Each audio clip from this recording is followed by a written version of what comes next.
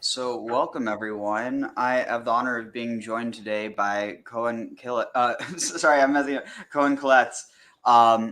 And for context, anyone who doesn't know, I feel as though I followed Cohen Koletz for, I think I actually checked this. It was about almost a year in April, and I don't think I actually found you before I made my own YouTube channel, which was kind of when I started getting interested in the same type of area. But without further ado, welcome. How should I refer to you? You can call me Koletz, Kohan Koletz. Anyone can call me boy. You can call me anything. You know, I'm not a very haughty sort of person. I'm just myself. I'm just Kohan Koletz. You know, I've had that name for a long time. I've had a YouTube channel, goodness, since I was like a teenager, talking about this stuff. 15 years, I think. Call you anything, just don't call you late for dinner. You can call me for dinner, but I'll invite you first. No, I'm saying don't call you late for dinner. Oh, and don't show up to dinner at my house having had any food for the last week. So yeah, I guess to get started, how did you choose the name Koletz? So Koletz, I was kind of undergoing like a discovery about myself and the Canaanite heritage that I have. And it's cringe, but back in the 2010s or even the 2000s, the internet was a different place than it is today. And I found a list of Phoenician and Canaanite names, and there was one called Byblos-Bible, and I figured that would be difficult for for the nations to pronounce, so I just used Koletz, easier. But Koletz or Helitz means restorer. So it's a restorer of Baal. Oh, that's a really wait. So that would be with a chaf? Yeah, with a chaf. Interesting. Yeah, I guess I never connected it because it because of the cub, but yeah, it's interesting. I'm glad okay, wait. So I'm trying to see if I can find it here because like grammar or linguistics is my shit. So let's see. So where? Lem. Here, I found it. Yeah. So let's see. Present. Oh, also, if there's anything you want to share your screen about, just let me know. You should be able to as well. But okay. Here, so let's see. So chalatz, to draw off or out, withdraw, but there's probably other context that has. Yeah, to wait, machlatza is a robe of state. It's like Halut? like Oh, yeah. halus. Is it connected to this idea of equipping for war? I've always seen halus as restoring, but it could be equipping. Oh, This here, is wait. the Yeah, I think. Phoenician, and this was years and years ago. I hadn't really gotten into the linguistic stuff back then, but that's what it meant for me. Wait. So it was the name of someone though, like Chilitz, Yeah, it was Bal. Heletz Baal. Yeah, it's the name from Ugarit. No, from excuse me, not Ugarit. From Carthage, Ugarit. That's a different one. If I had gone into this tradition more recently, I would have used a different name. Maybe something like Zimreda, Milkilu, Nakamadu, a cooler name like that. Yeah. So yeah, how did you start to get interested in ancient canon? Well, I was kind of reserving, my willingness to talk about this subject, but I actually had visions of these gods from a certain time in my life, and I was very secular at that point. I was an atheist, one of those asshole atheists, You can imagine when you think faces of Reddit atheism, people are just obsessed with Dawkins and Hitchens, because that's what my dad is, with the neck beard and the fedora, and it's like faces of Reddit atheist. That's what I was when I was a teenager. But then I started getting visions, and naturally I assumed that was mental illness, and I went through all that gobbledygook, but it ended up being real. And a lot of experience transpired in my life, and I was actually able to visit Mount Zapan. Oh wow! With Turkey and Syria. Wow! When was this? This was in 2018. Wow! That's just amazing. So, I mean, the Mount Zaphon. Wow! Like that's like going up to Mount Olympus, but in a way it's like more connected, because with Mount Olympus I feel like a lot, I don't know, maybe I'm splitting hairs, but it feels like a lot of the traditions around Mount Olympus kind of were like less so geographically based and more so just this idea of where the heaven meets the earth, whereas like with Sappho, it was like very much like this is where the temple of Baal, the house of Baal. And it still is, actually. It's weird because I went there and it's visible. It's actually visible, but you take a photograph of it. It's like vampires. You don't see it when you take a photograph. Because I really wanted to say, oh, look, this is real. I'm not making it up. And, I wasn't the only one who I was going with. I won't go into more detail about that, but it's actually legit. Wow. So, yeah, I mean, like, I definitely can relate. I mean, in a different way, but to the idea of, like, because at least with me, like, whenever I experience stuff like, stuff that would be seen as, like, a bit, out of the norm, it's usually much more, like, conceptual, not so much, like, what I would maybe necessarily call a vision. But I think that the idea that, like, oh, if you see something, there must be something wrong with, like, why has society inculcated that into us? Because it's something that if you were to look at any traditional society and explain something similar to that, the immediate thing that people go to isn't, oh, there's something wrong with you. That's not like that's something that's only within the past 100 200 years, really. I think, and also like in mainstream psychology, which has changed a lot. When I was first seeing psychologists, psychiatrists, it was very much like a business thing. They were about, oh, yeah, you pay us, we give you the pills, blah, blah, blah.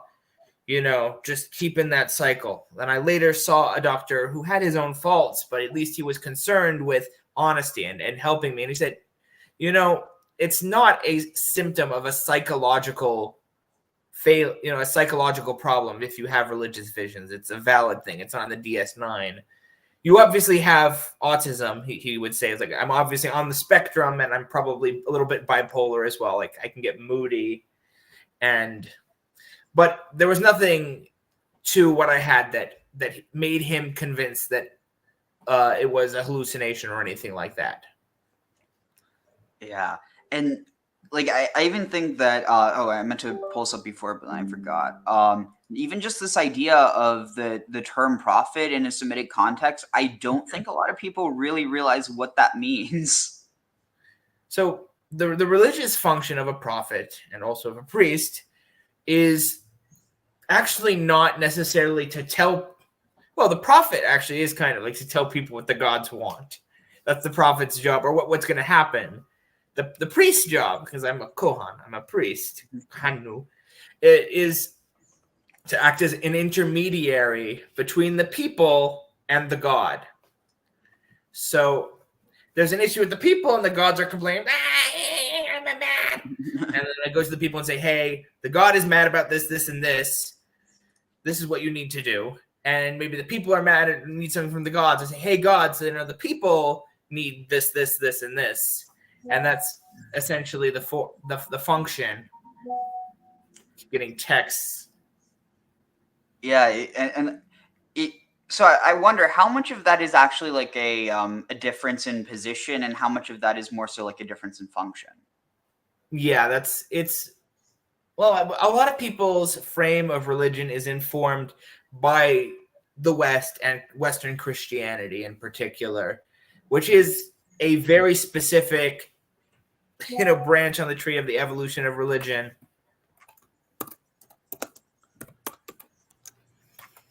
But yeah, while you're looking up wherever you are, so for anyone who didn't know, so the root naba, nun, bet, aleph, or I really do want to learn Arabic at some point, but I have not gotten it. Well, not that I haven't gotten the chance, but I haven't had the time lately. But it's a lot of work. Yeah. One of my friends, Noam, he's taking Arabic, and it's like he's making me want to learn it more. But yeah, so naba means to utter in a low voice or sound. Interesting, especially of dogs, which dogs are typically associated with magic in the ancient world. Announce, but also exalted, elevated. Naba'a is eminence, to acquaint, inform, information, announcement, intelligence. But what gets interesting is here. Think weakened form of naba with an ayin, which means to bubble up or pour forth, a flow of words under excitement of inspiration. Yes, that's right. And the function of the prophet in the ancient Near East was not as, we get presented in these biblical epics of Charleston Heston with the staff and the robes, and he's all dignified, and he could like shit marble, in the words of Moses. No, he was raving and the crazy, I'm in the heart of Babylon. Like in Monty Python. That's how prophets were. They were kind of lower class because they were mad, essentially at the bottom of society. They could say whatever they wanted, I guess, and it wouldn't upset the kings as much. They were seen as speaking directly from the gods. So almost like the holy fool, or the jester. Exactly. It's kind of funny also how it ties with tomorrow. I mean, on multiple levels. But it's also interesting. When I realized this, it blew my mind open that the same root for Navi is the same root for Nabu, the god of what was he? What was his sphere of influence again? It was like, well, my impression was that he was the god of scribes and learning and writing and such, but I may be wrong. Yeah, that's the impression given. That sounds right. And what's interesting is that according to tradition, the mountain where, so according to tradition, Moses isn't buried anywhere. We don't know where he's buried, but which is, another discussion where it's like, okay, well, who was Moses and did Moses exist? But what I think is interesting is the mountain where he died was Har Nevo, or the Mount Nebo, Mount Nabu. Mm-hmm. Like there's really some interesting stuff there, which I feel like people have just kind of glossed over. Like, Moses is the one who, according to tradition, writes down the tablets of the law. He's the scribe. He's the one who basically changes it into a tradition of the book. And so it's like just the connection there to Nauvoo. It's like, I mean, there's a lot more, examples of this, like these hidden gems where it's like, wait a second, this is clearly a callback to something older, but it's the type of thing where people, if they lose the context, they just, you can't expect them to realize that it's there.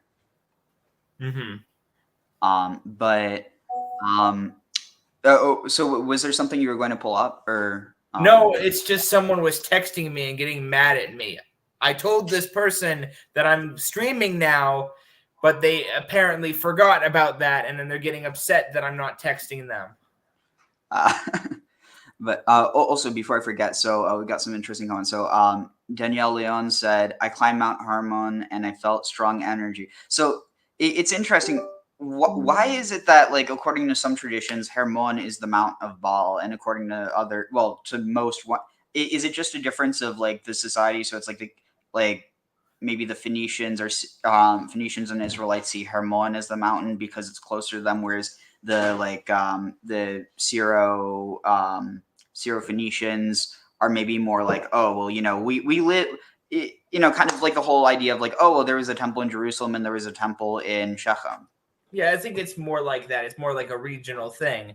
And it also may be different Baals as well. Baal is, I'm sure you're aware, is a title rather than an individual god. The Baal of Zaphon, who's simply sometimes called Baal Zaphon, is Hadad, which is a different Baal than Baal Shamin, which may be another name for El. So, and there's different Baals, and the Baal of Zaphon is really a product of the context of the kingdom of Yamhad and its connections with the Hurrian people. That was developed later in Ugarit. Interesting. So, because the Hurrian, or wait, not the Hurrians, but sorry, who are the two groups you mentioned? Yamhad, and then Yamhad, which is the kingdom that's centered in Aleppo, in the Middle Bronze Age, contemporary to Hammurabi of Babylon. Okay, wait. I think, is this the? Sorry, I'm also like juggling two thoughts at once because there's this one intro. Okay, perfect. Is this? Okay, I think it's. Yeah. Okay, so this is one of the interesting things I found. So, okay, no. So this isn't the specific thing that I was referring to, but oh, boom! You even have two things here. So, let's just start off with here. As Yiraber Alemo, and so he will speak to them. Be'afo, it like in his nose, or like afo is also like anger. But what's interesting is becharono. Now, Haran is anger or wrath, but Choron was an underworld god who was. Yeah, he was the a deity associated with pestilence and healing and the underworld. Sort of. Well, they have the same god in Greek mythology as Chiron, but Horon is just the Canaanite version.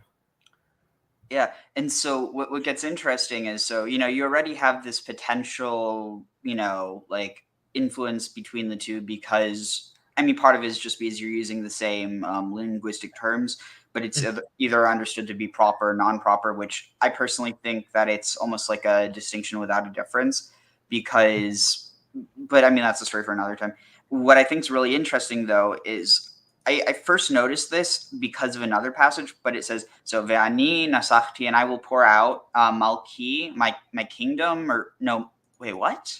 My king, or no, this is saying, wait, offered up or installed. I have installed my king, Alzion, upon Zion, Har Kodshi, my holy mountain. Now, what's interesting is to anyone who's taken a bit of Hebrew, and is also maybe like thinking a bit outside the box, they'll notice that there's only actually one different letter between Zion and Saphon.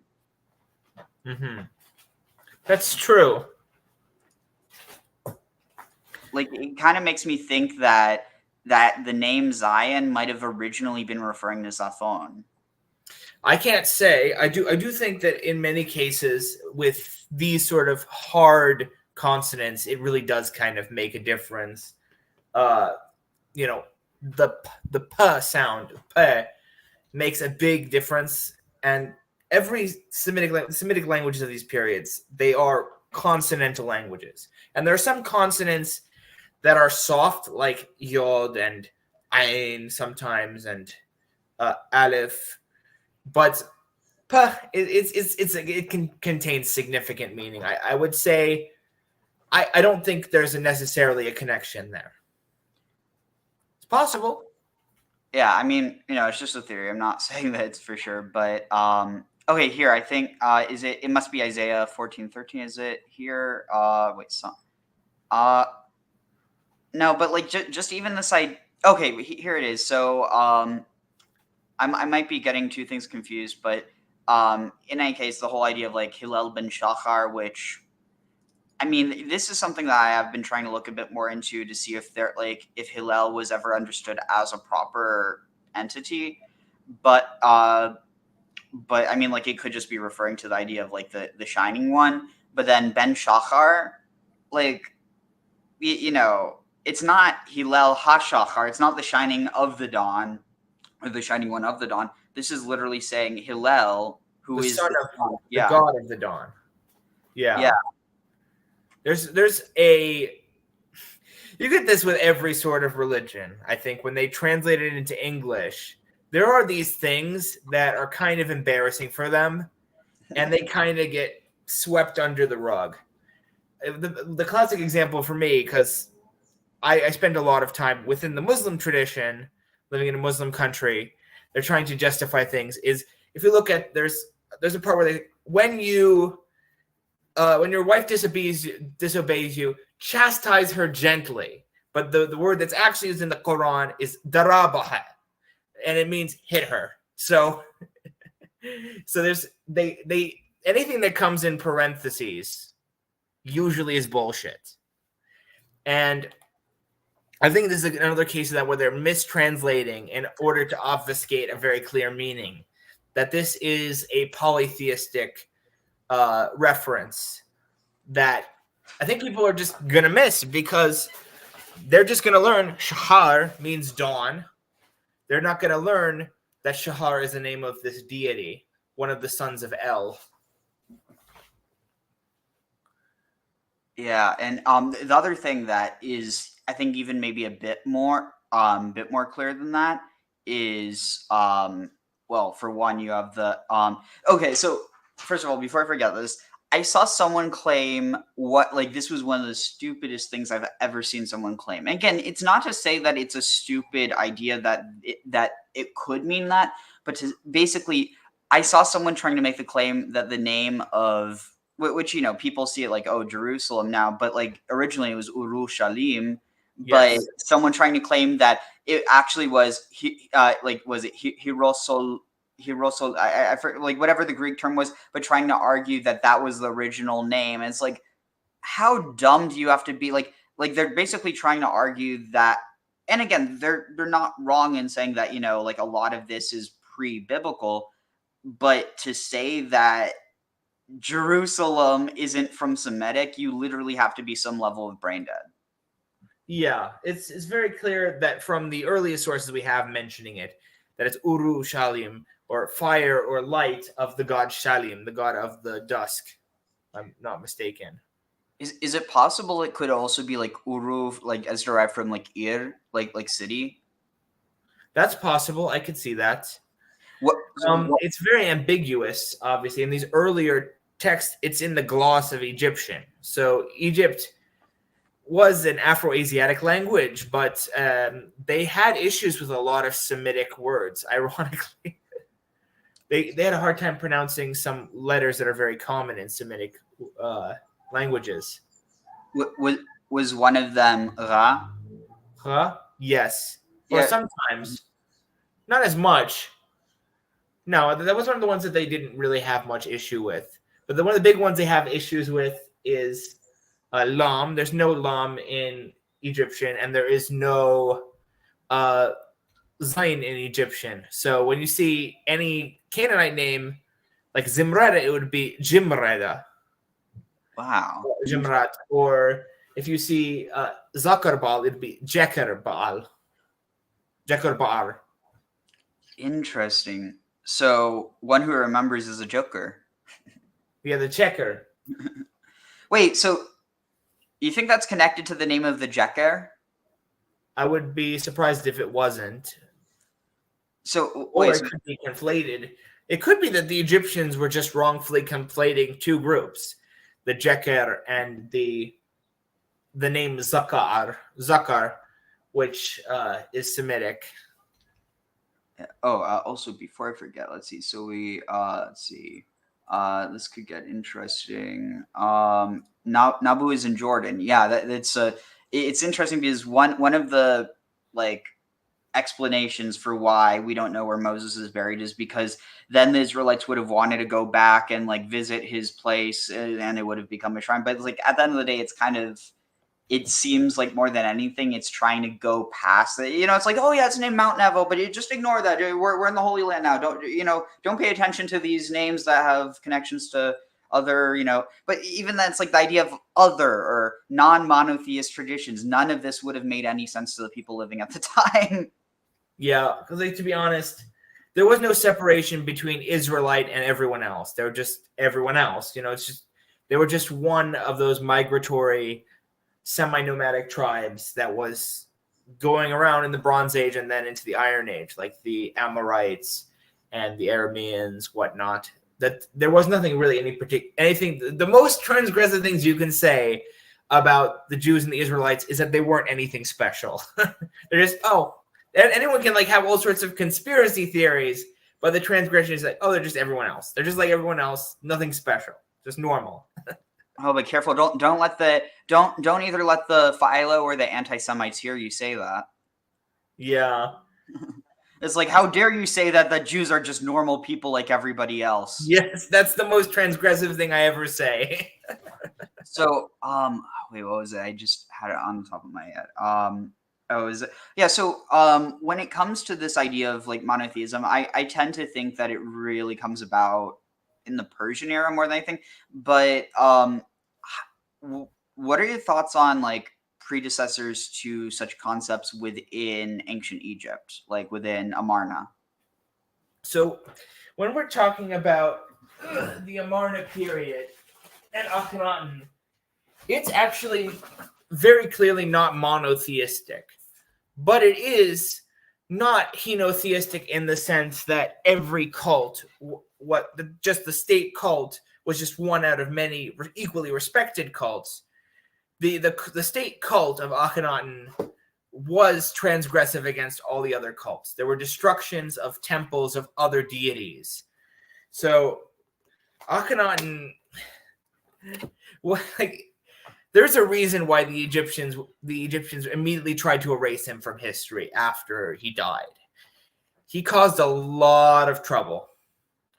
So not just, with his wasteful building projects in a very pragmatic sense, but by doing all this damage that is actually measurable in all these cult sites in Egypt, in Karnak, and all these, particularly in Upper Egypt, but also in Lower Egypt, that he persecuted other religions. I think this may be the connection. The one thing, well, it's a thing that's coming into the Iron Age, because in the Middle Bronze Age and in the Late Bronze Age, for the most part, everyone had their head god and their state god, So there's the head god, who's the person who the individual has a close relationship with on a personal and individualistic level.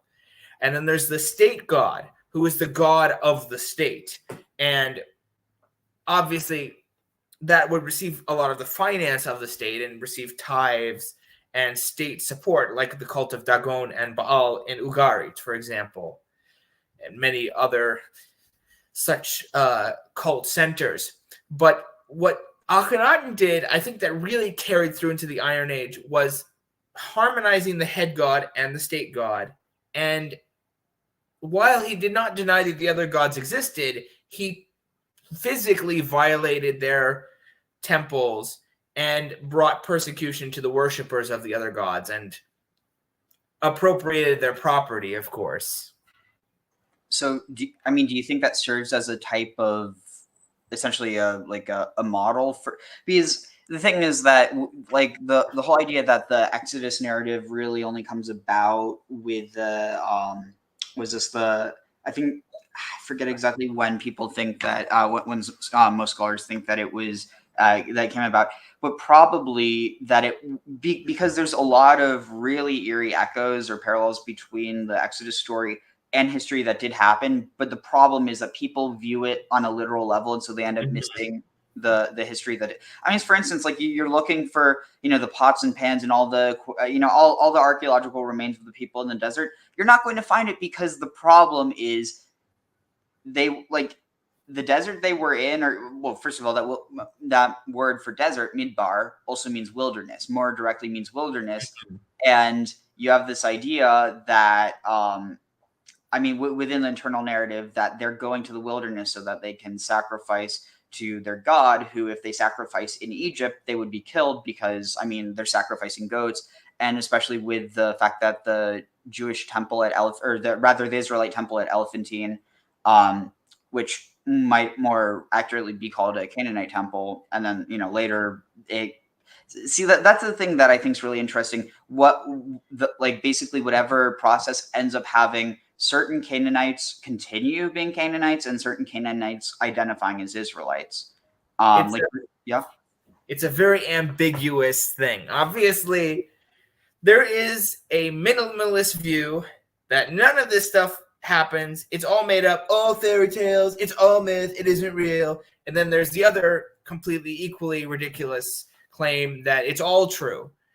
Now, obviously, these stories came from somewhere. There was a context where hundreds of thousands, if not millions, of Canaanites were residing in Egypt, many of them as slaves, both in the Canaanite Delta, which was actually maybe not majority Canaanite, but substantially Canaanite, kind of in the same way that the South in the United States has a large section that is very, very predominantly, African American, or the Southwest has a lot of areas that are predominantly Mexican American. It's the same deal with the Canaanite Delta of the Nile. Well, almost like New York and Jews. It's kind of interesting because Alexandria later on kind of becomes that very idea. Mm-hmm. So there was a context of Northwest Semitic peoples residing in Egypt, and they played a very significant part in the administration of Egypt's empire, both in its colonies in Nubia and in Canaan, but also domestically. There were many viziers who have names that are very clearly of Canaanite origin. One of the examples that I find interesting is the vizier of Amenhotep III, whose name was Aperel in Egyptian, which was almost certainly Abdi-El, which was a Canaanite name, but he tried to kind of erase his Canaanite-ness, try to identify more as Egyptian. And obviously the whole 19th dynasty, the Ramesside dynasty, Ramses I, Seti I, Ramses II, these were Delta Canaanites who homogenized Canaanite beliefs with Egyptian beliefs in a way that leaned towards the Egyptian. But it's not difficult to believe that there was a population of Delta Canaanites that took it in a more Canaanite direction, or took influence from Akhenaten's religious reforms to have a sort of more imposed henotheism, or a tight cult of henotheism that may have come out of Egypt and interacted with the Shasu of Yahu, and that may well have been an origin place for the Israelite worship of Yahweh. But we can't know for sure because it's a long time ago. It's ambiguous. It's not as if there was a historian going around like Thucydides saying, oh, and this happened, and this is why this happened, blah, blah, blah. No, we're kind of piecing it together from the puzzle pieces we have. So have you read any of Manetho's commentary on that type of thing?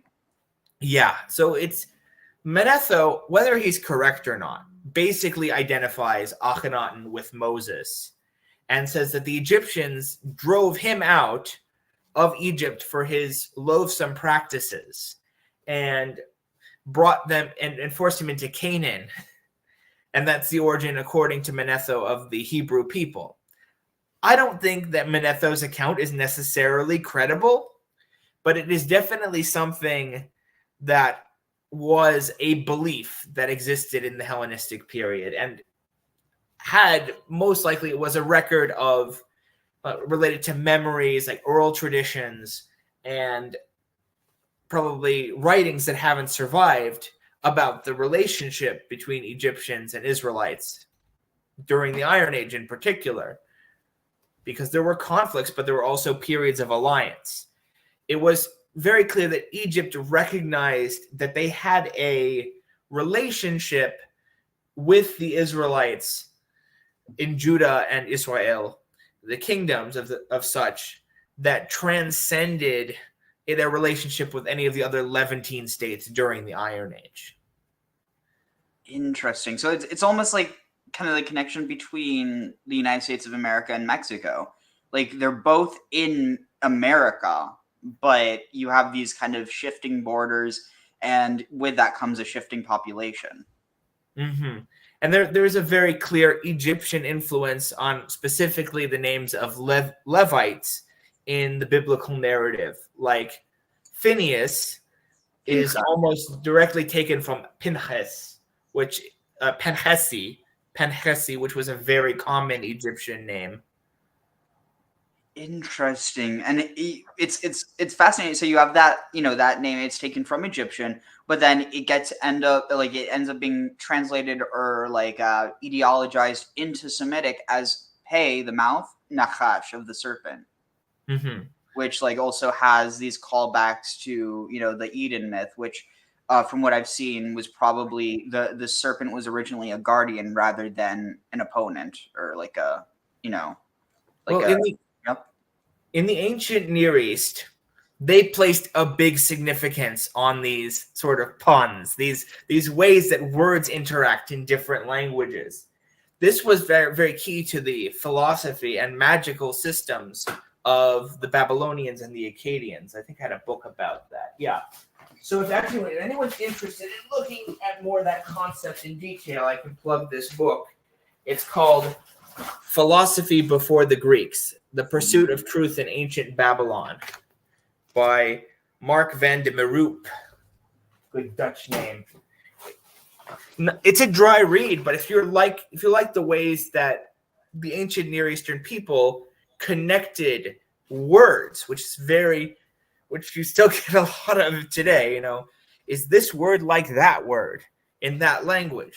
They were doing that 2,000, 3,000, 4,000 years ago too. It's a long tradition of signified meaning, which was assigned spiritual and magical power. So, actually, that just kind of made me think of something else. So I've been trying to according to the cycle of Torah reading, the book of Exodus just finished, and something that I ended up realizing as I started Leviticus, which also just kind of reading in Hebrew, it's made me realize how strange it is. For instance, so the book of Leviticus is Vayikra. It means and he called out, or and he called. And it just seems so interesting that for whatever reason that ends up being understood as the name of the entire book.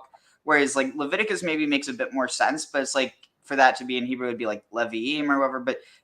But anyway, to get to the part that's significant, I realized that a lot of the different offerings that are given in the temple, which kind of supports this idea that originally it wasn't just dedicated to one, you have a bunch of different names that are used. So you have the tzedek offerings, or which you could either interpret as the justice offerings, or maybe the righteousness offerings, but without trying to figure out an explanation. The most common or the most obvious thing would maybe be it's an offering to tzedek.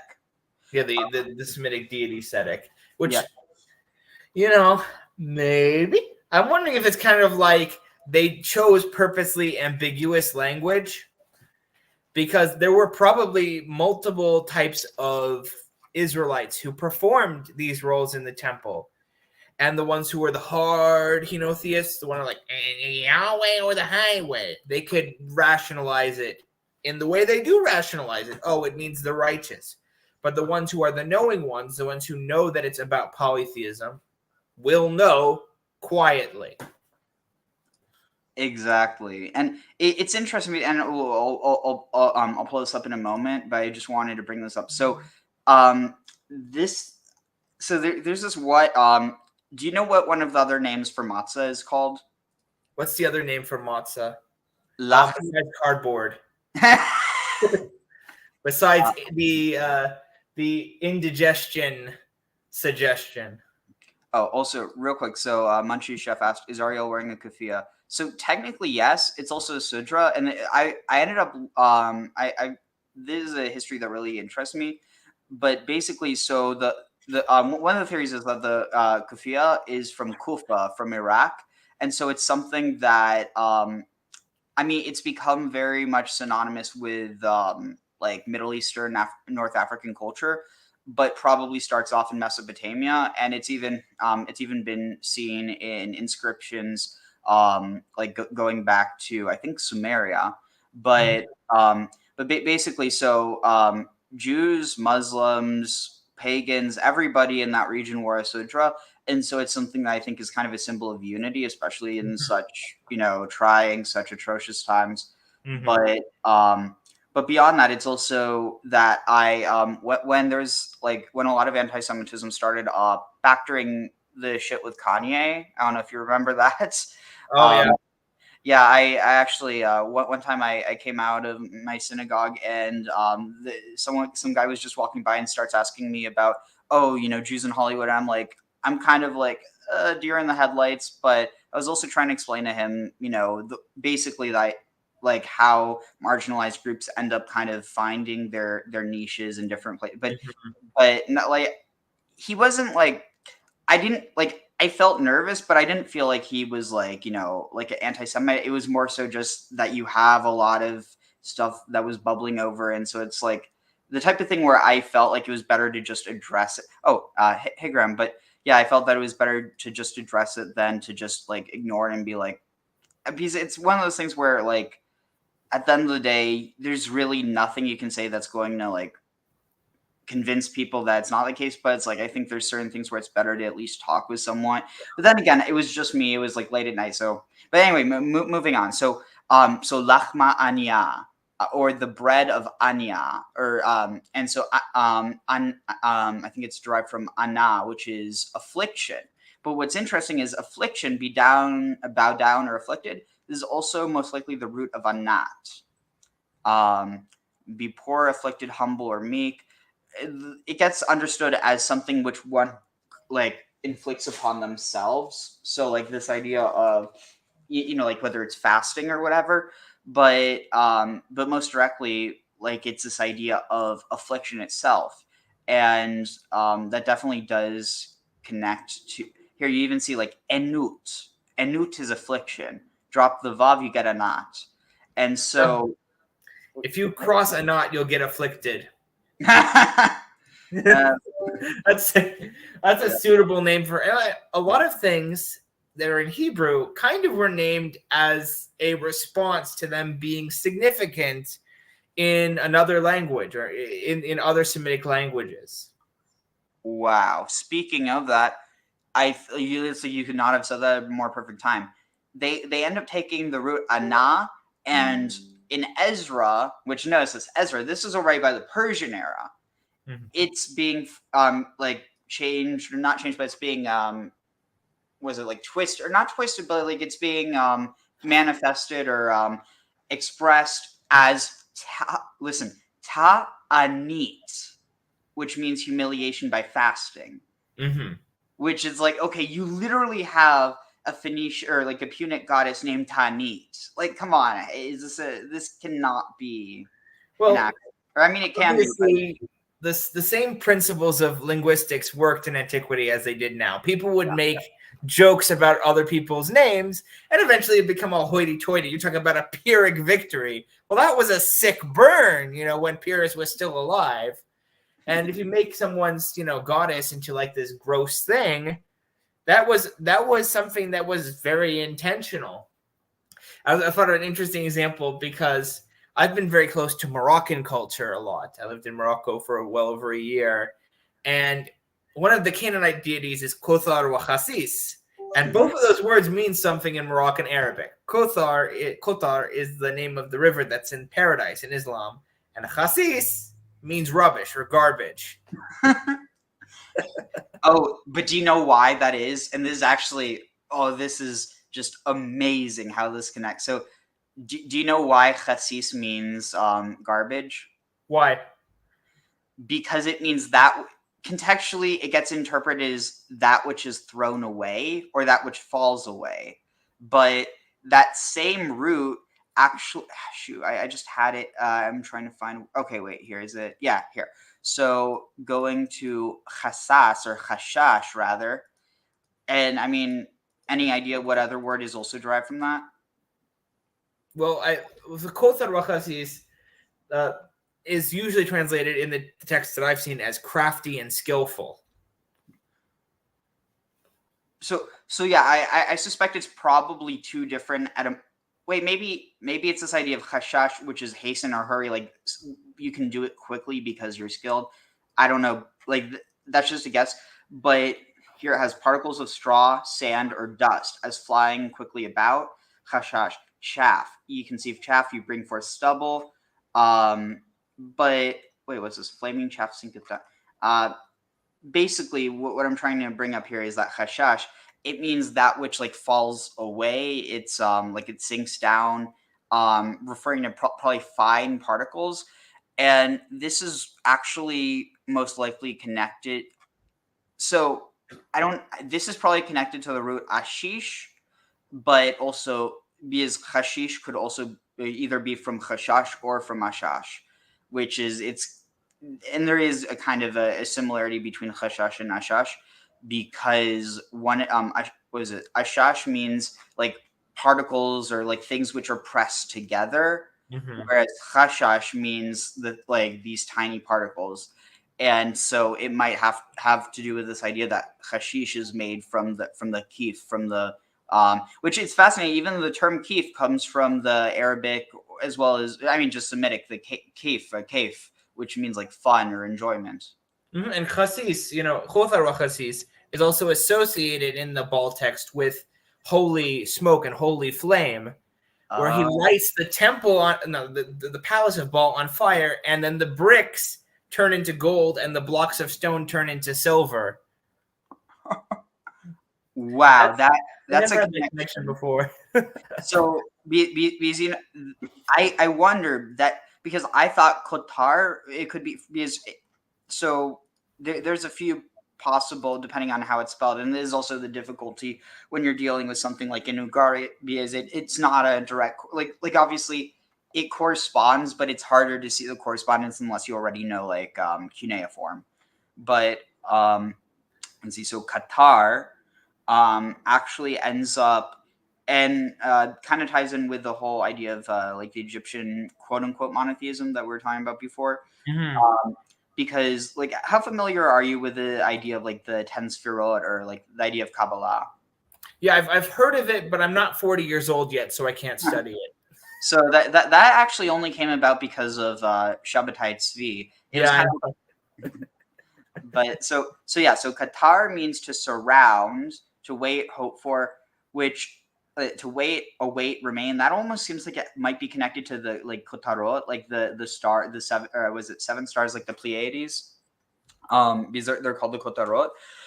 But you also have Keter, which means crown, and so Keter is like the highest emanation of God within the. And what's fascinating is a lot of them actually end up corresponding to other traditions as well. But so Kotered also is like capital of the pillar.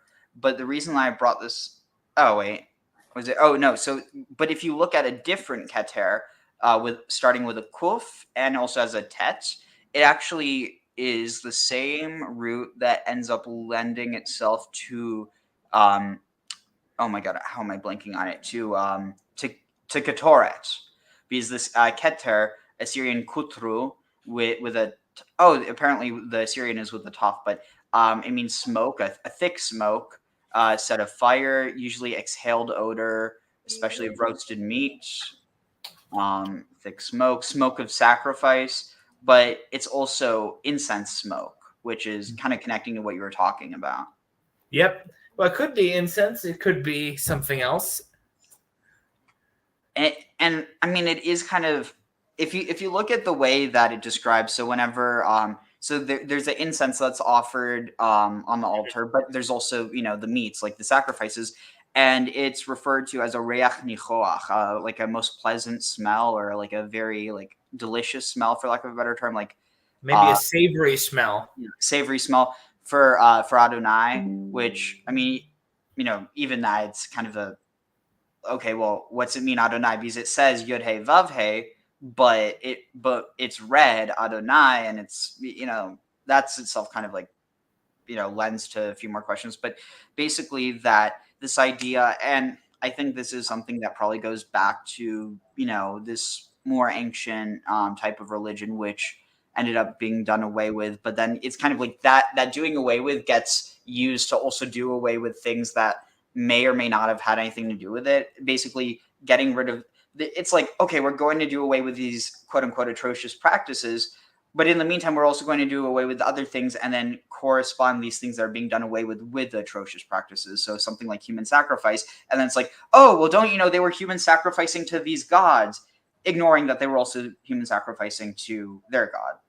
Yeah, without a doubt. Like, I thought of like a very good way to begin my video on human sacrifice in ancient Canaan is I take the text and say, consecrate all your firstborns to Baal. And like, oh, yeah, this is proof that Baal orders human sacrifice. Oh, nope, actually, I just changed the names. This was for Yahweh. Because there's no text that's that explicit about Baal.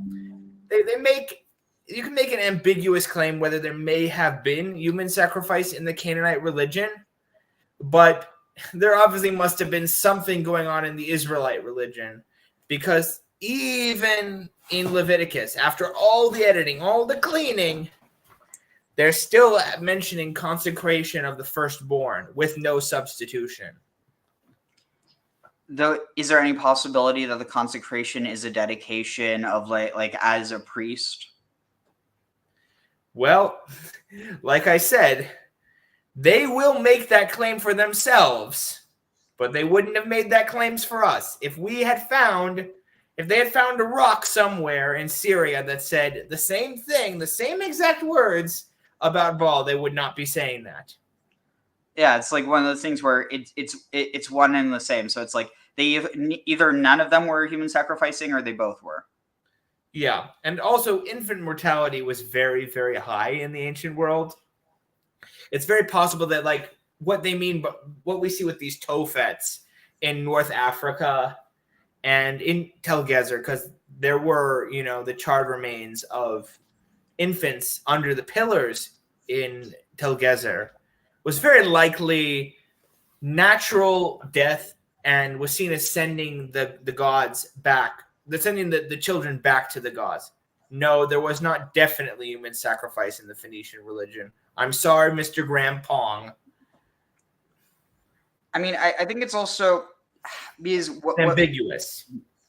Yeah, I mean, at the end of the day, what there is definitely is there's definitely remains that have been found in ritual context. The question is how they were killed, why they died. Yeah, I was like, I would say the fact that there were so many fetuses and miscarriages in the Tophets, in Motia, and other Phoenician sites pretty strongly indicates, and on top of that, there being no burial sites with, you know, otherwise for youths in those sites, it strongly indicates that this was just a standard burial practice for children who died naturally and were just brought back to the gods. Yep. Oh, sorry. Go ahead. That's just my interpretation, and it's interesting, you know, what peoples are recording these blood libel myths about the Phoenicians? It's the Greeks and the Romans. And who did they do next when there weren't so many Phoenicians around? These Greeks and the Romans.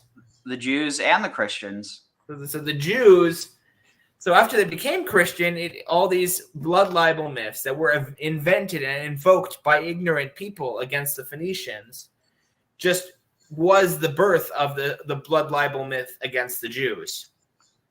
It's a general thing against the Semitic people that got passed on. It's kind of interesting because, and it's one of those things where it's like a cultural relativism. Like, even if that was happening, the Greeks were literally exposing children on mountains, but it's like, oh, but we're not doing it as a sacrifice to the gods because that's abhorrent. But it's like one of those things where it's like, I think we can recognize that it's kind of equally abhorrent if you're leaving out a child to die of, exposure to the elements, or if you're sacrificing them to a god. And again, it's one of those things where, like, I think people need to recognize that just because a tradition did something in the past doesn't mean that's imagine all the things that have happened in the past, and then essentially no tradition has clean hands. So it's more so about viewing how traditions evolve. And unfortunately, with something like the Canaanite tradition, it never really had the chance to evolve past a certain point because almost all its influence got swept up within monotheistic traditions, like in various ways. Almost like I liken it to this idea of you have something, you can't get rid of that something, but you can transform it. And so it'll either continue to exist as it was, or if it gets transformed, people might see it as disappearing, but it's still there. It's kind of like how, you have the Canaanites, the Phoenicians, the Egyptians, all the people in that region. Like, you have changes in who rules over them. You have changes in what those regions are called, but like the people, like they're there, and the traditions, they might, it might be like, oh, well, we worship this god now versus, 1,000 years later, it might be this. But at the end of the day, you still have those Phoenician, those Canaanite traditions preserved within within elements of, and like the way that I've argued, like, for as long as I've come up with this theory, I think there is something to it, that Judaism in a lot of ways, and again, there's one thing that I think people might either get lost on, is like, oh, well, only believe in one God, or view it like, what I don't know what the other thing I was going with, but it's almost like, I really think this idea that because there is this internal narrative within Judaism that every tradition, like the miracles that they have, that they're like, that it's not that these people are deluded. They, like, these miracles or what they experience, they are witnessing these things.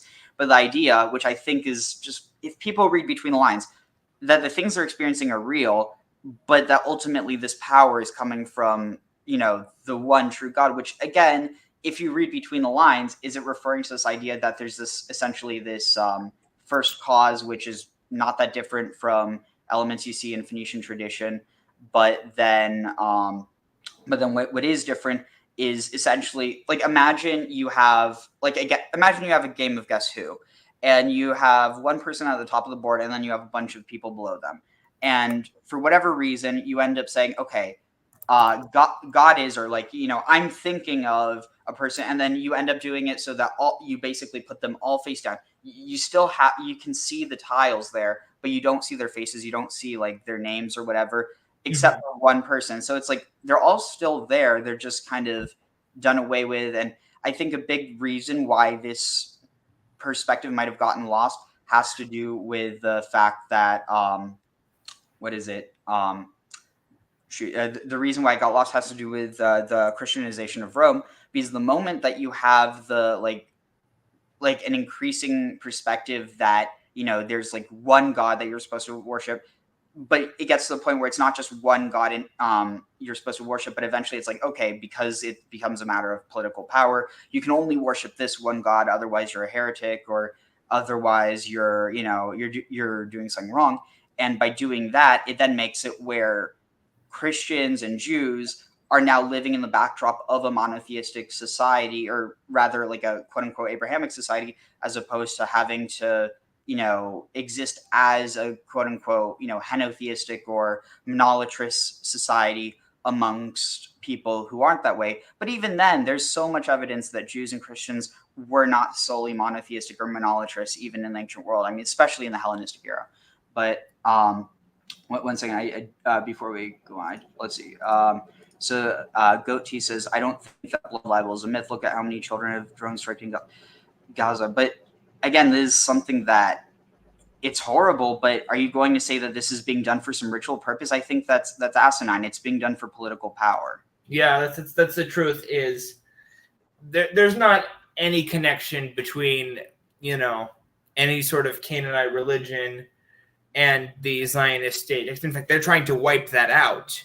They were targeting members of the Canaanite religion that I had contacted with just after I visited, because there's this awakening of Canaanite identity in Palestine that it's just been really exploding because of the extent to which the Israelis have connected, you know, and justified their atrocities against Gazans and against Palestinians in general.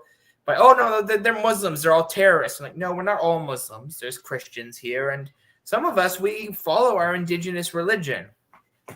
And that's been a big movement in the Palestinian, you know, that's a movement I'm actually more connected with. And that brings me to a topic I want to ask you about. Mm-hmm. Because you are a practicing Jew. Mm-hmm. You're not Jewish. You're Jewish. I'm Jew-ish. So I'm a Jewish adjacent, but I am a Canaanite practitioner. You're actually Jewish, but you worship Asherah. Well, what's your practice like? What do you do to, you know, as a practicing Jew who worships Asherah? Well, so I mean, I guess on one hand, it's like part of it's like I'm trying to, you know, I mean, to prove to myself, but also to others that there doesn't need to be this like paradox, because for one, I think that the way that and I mean, this is something that this is like I will argue this till the day is done. That and again, I feel like some people might look at this as disparaging. I think that it's only becomes an issue once you have this overarching control, because like I don't know, but basically that with the advent of Islam, you start to have this idea of monotheism that I don't think exists before then, and as a result, it's like the Christians and the Jews either feel upstaged, or in some cases might actually have to adapt to those norms, or at the very least, the Jews and Christians that did adopt to the norms of more monotheism ended up surviving better, just because they were able to exist more easily in those societies. And you end up seeing a similar thing with not so many Muslims living under Christian rule, just because of how antagonist things got, except for during some periods and in some regions. But like you have a lot more Jews being forced to live under Christian control. And I really think that by that time, you already have Christians trying to copy Islamic norms of monotheism, just because it's this idea, they don't want to be upstaged. It's like, oh, no, we have one guy, it's this idea of like they, basically proving that you're just as good, if not better than the others. And so I think that's really what ends up doing away with this idea that, like, even considering that the angels of, the quote unquote monotheistic tradition might actually be the gods of the older traditions, because I mean, people don't stop referring to God as El, or as or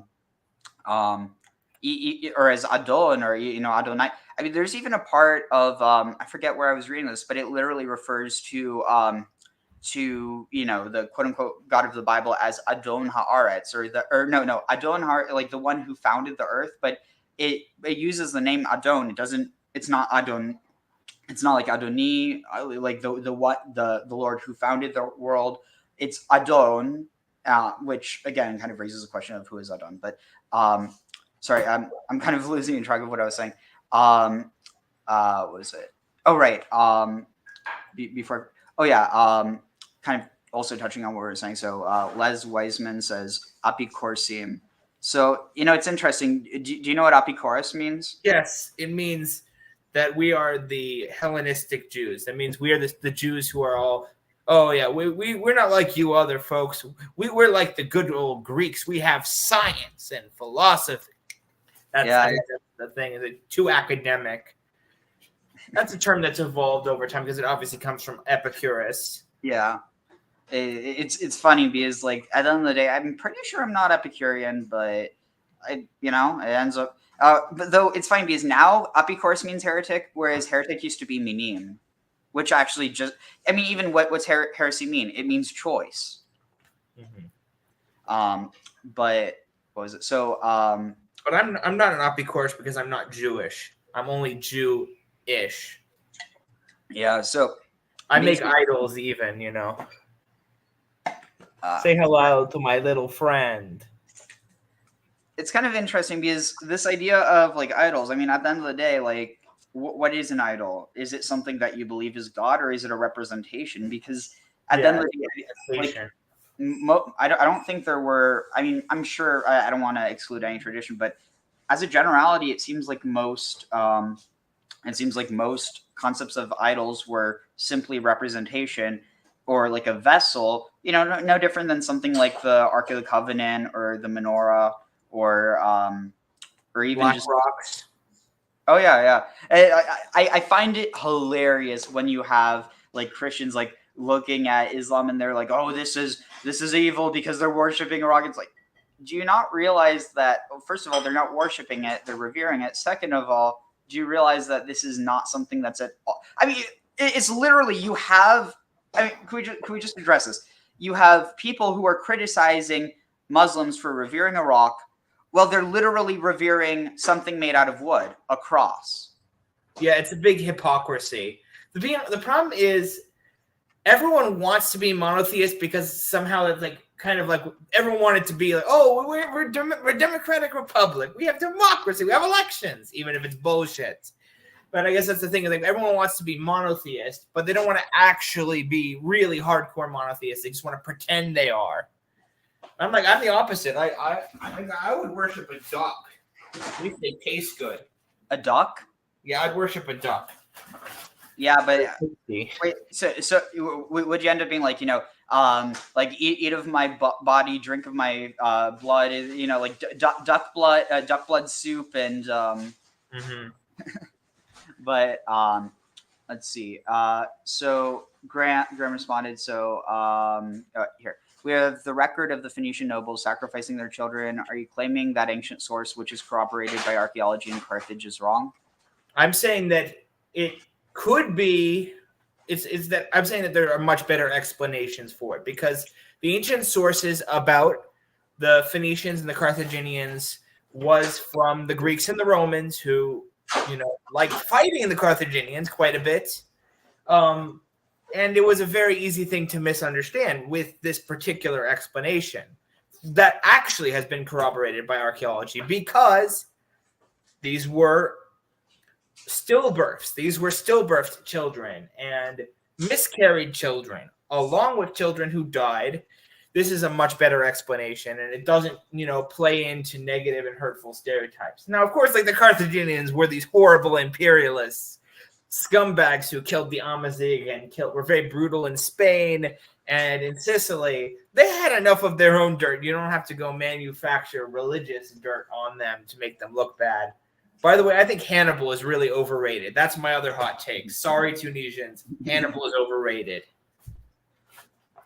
You know, okay. Also, it's hilarious because a lot of people do not realize that Hannibal is basically, if you were to replace the name Baal with L, you know what you get? Haniel. Like, and that's actually one of the name. It's kind of funny. That's the name of, like, according to tradition, that's the name of the angel associated with the sphere of like victory, or like this idea of endurance, overcoming, which is kind of funny because of Hannibal. But the other thing is that right. So then Graham said, you seem to be assuming the Phoenicians did not perform human sacrifice, which would have made them aliens in the ancient world, as well as contradicting the archaeology and the written records. So I mean, like, within this context of, you know, human sacrifice in the ancient world, it's definitely something that happened, but there, and again, not to justify it, but it does seem like there was a bit of like an element of that had to do with what's the word? Like, is the term austerity measures? Like, basically when they didn't have enough food. This actually happened in medieval Germany. That's part of the origin of the story of Hansel and Gretel. Was that there was a point where there was like a population boom because like the region was very fertile, But then during the same like mini ice age that caused the Huns, or was it the Huns or the the Turkic tribes, the Mongols, to go further west and end up invading Europe and the Middle East. That the same ice age, mini ice age that caused that is what caused this giant die off of crops in the winter in Europe, specifically in like Germany and in Germanic lands. And because of that, they didn't have enough food, and a lot of families ended up having to choose: are they all going to starve, or are they going to sacrifice one kid so that they can all live? And it's dark. I mean, it's something that people kind of forgot about collectively, but it got enshrined in the tradition of Hansel and Gretel because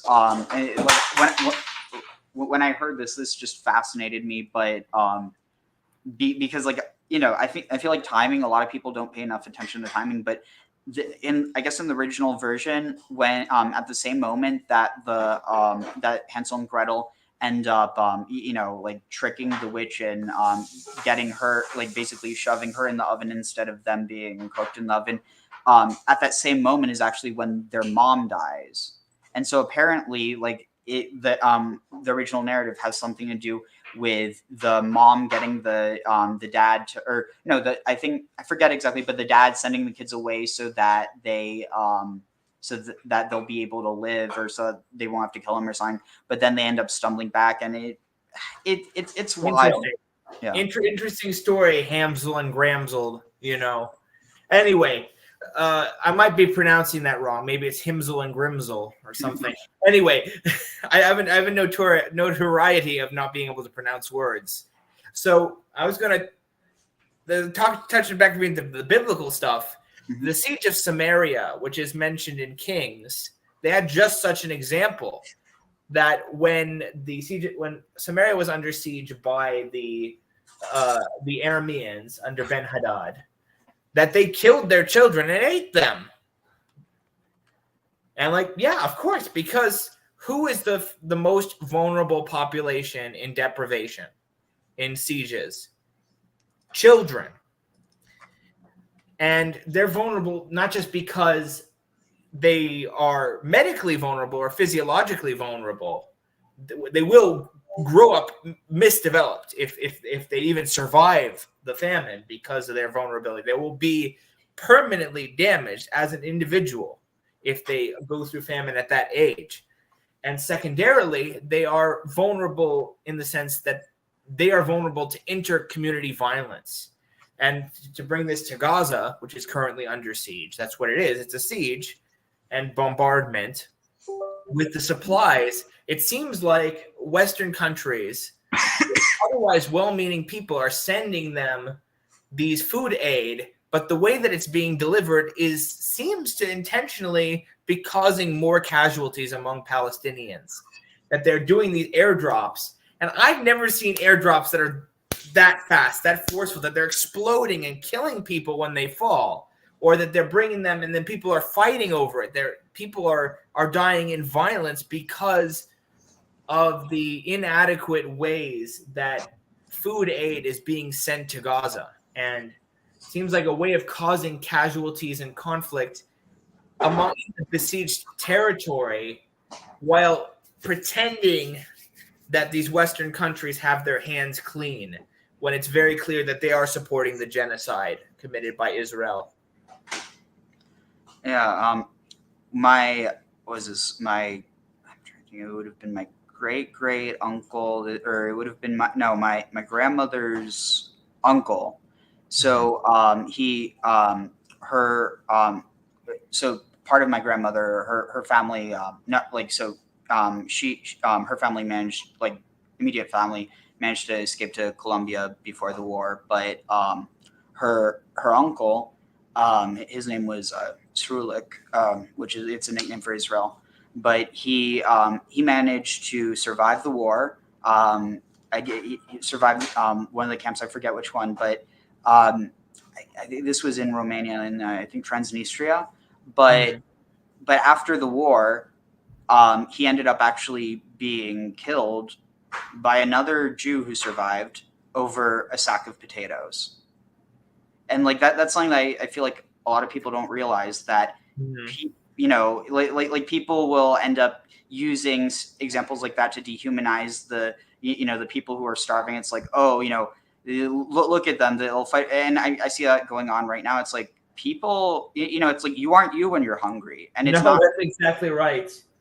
And even in like the most superficial sense, before lunch, when people go to the judge for their what's the word? For their dang it. Like, well, they're hearing, so they're in jail, and they're gonna see whether they go released from jail with conditions or stay in jail. It starts with a P. Parole. Their parole hearing. If the judge has eaten before their parole hearing, they're more likely to get paroled. And if the judge hasn't eaten, it's before lunch, they're far less likely. All other variables considered, they won't get parole because the judge is angry. Interesting. I wonder how much that also connects potentially to the development of the idea of offering food sacrifices in order to appease a god. Probably. I'm wondering, I do offer food sacrifices as a part of my religious practice. I don't know if you do that, but I do that because I try my best within the limitations that I have to respect these Canaanite traditions. But I'm thinking that people are always confused about why we propitiate the gods with sacrifice. And I never really had a good answer for it. I guess it's just, we do this because we do this. Like a lot of things, but I bet there is a really good reason, and I'm just too ignorant to know the answer. I mean, I'm sure a functionalist materialist would be like, oh, well, maybe it has something to do with, you leave food out so that like if there's like flies or something that would spread disease, or like any animal that would spread disease, like you're leaving this food out. Because I mean, realistically, if you eat an offering out, like a food offering out, and then you see an animal eating it, you're not going to, like, imagine you go up to the animal, you shoo it away. It's like, no, this is for the gods. It's like you're missing the point if you're doing that. Mm-hmm.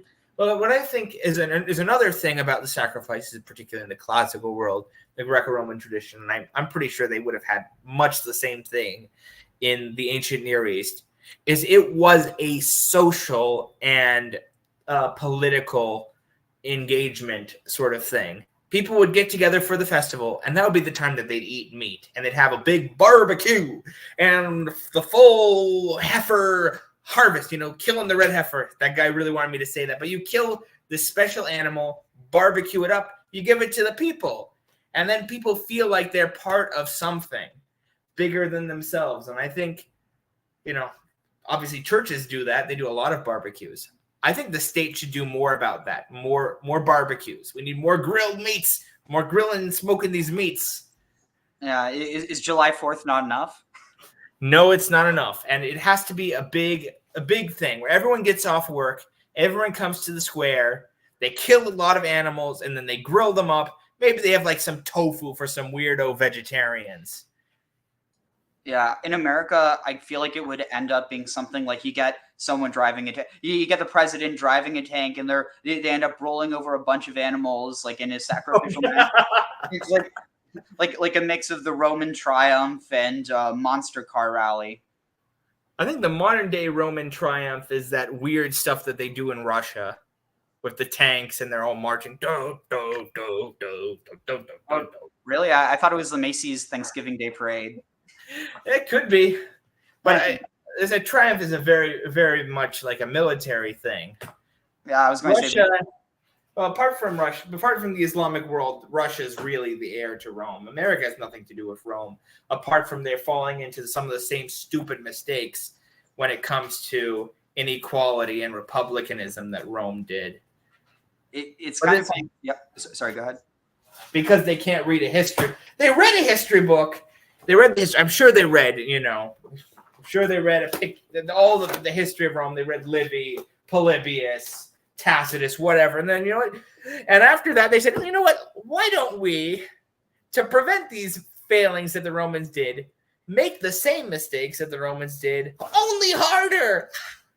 Interesting. Oh, that's what I kind of feel like with the stupid founding fathers. God, what a stupid cult. Also, Sorry, Americans. Also, before I forget, so Manchi Chef said hashash or hassas in Arabic means sensitive from what I from what I for what it's worth. Mutakhasas means specialized.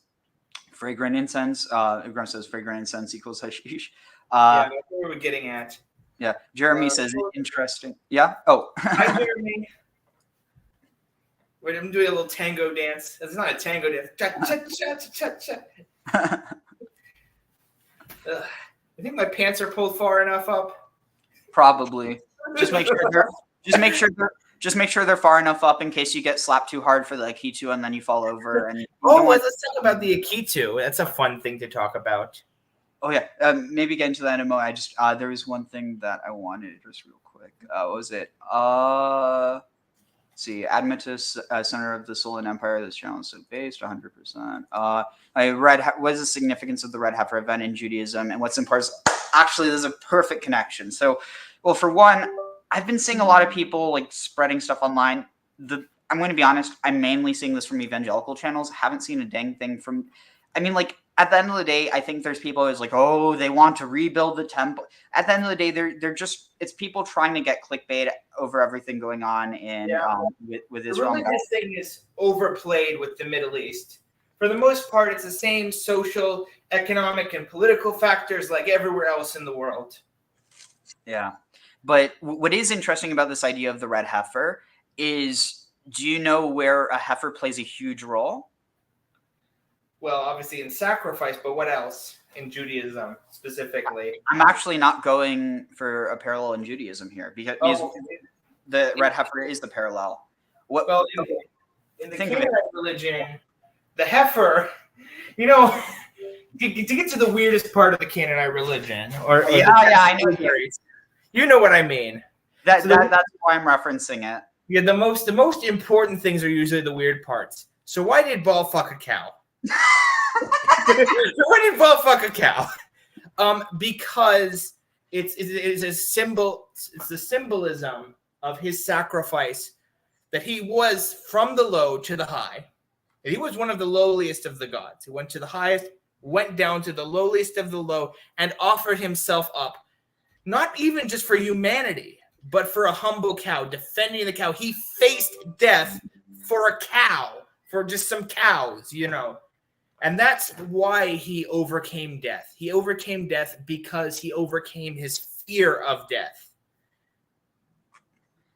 And I think something that, I brought this up when I was hanging out with some of my Catholic friends, and they agreed with me. They also saw the parallelism between the Baal cycle and the story of Jesus.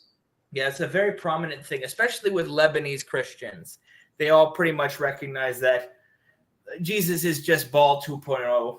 Sorry, Christians. That's the quiet part. You're not supposed to say it out loud. But no, you're just like us. You just worship Baal, but he's a little bit cuter. He's got brown hair instead of black hair. He wears a little bit more clothes. He's not so skimpy in his little kilt anymore. But the ironic thing is, there's this whole subset of like evangelical culture where it's like they're like, oh, don't you know, like they'll either insert Jews or Muslims, but they're like, don't you know they actually worship Baal? It's like, don't you know everybody the fucking Baal worshippers, dude. And I love that about Christians. Actually, most of their morality is just the same morality that we invented, the Baal worshippers invented. So also another thing that a lot of people kind of going on this idea that there's Baal Shamin, there's Baal Hamon, there's Baal, Baal Eshmun, Baal Hadad, all these different Baals, but they're like, it's they're balls to the walls. Yeah, they're all balls in the same way that Mr. Smith, Mr. Green, Mr. White, Mr. Orange, I don't know, all these misters, they're all misters. And also another thing that so that same idea of referring to someone as like a mister or a lord, you also have that even with Marduk, because what does Mar mean? It means lord. Mm-hmm. So, there's just really interesting stuff there with this idea that it's so the reason why people end up seeing Baal within such a negative negative sense, it's primarily because of Baal Zavuv, which was probably actually a like a demonization of Baal Zavul. Like Zabul, yeah, so like wait, prince. what? Yeah, Baal the prince. And Mhm. apparently they said, "Where is the prince? Where is the prince?" That's the ritual chant that Baal worshippers have. Izobal or Izevel. Ayazabul, Ayazabul, Ayazabul,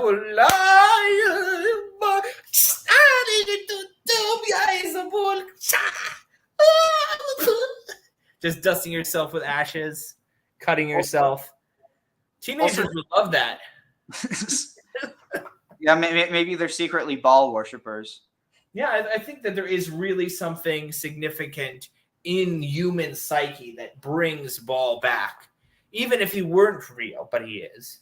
People are still going to worship him because it's so important to what human beings are. Everything that is Baal is manifested in every section of human life. So what was it? Dang it, I just had it. Oh, right. So with Baal, but yeah, so you have Baal Zavul that gets demonized as Baal Zavul, or like Lord Baal of the flies.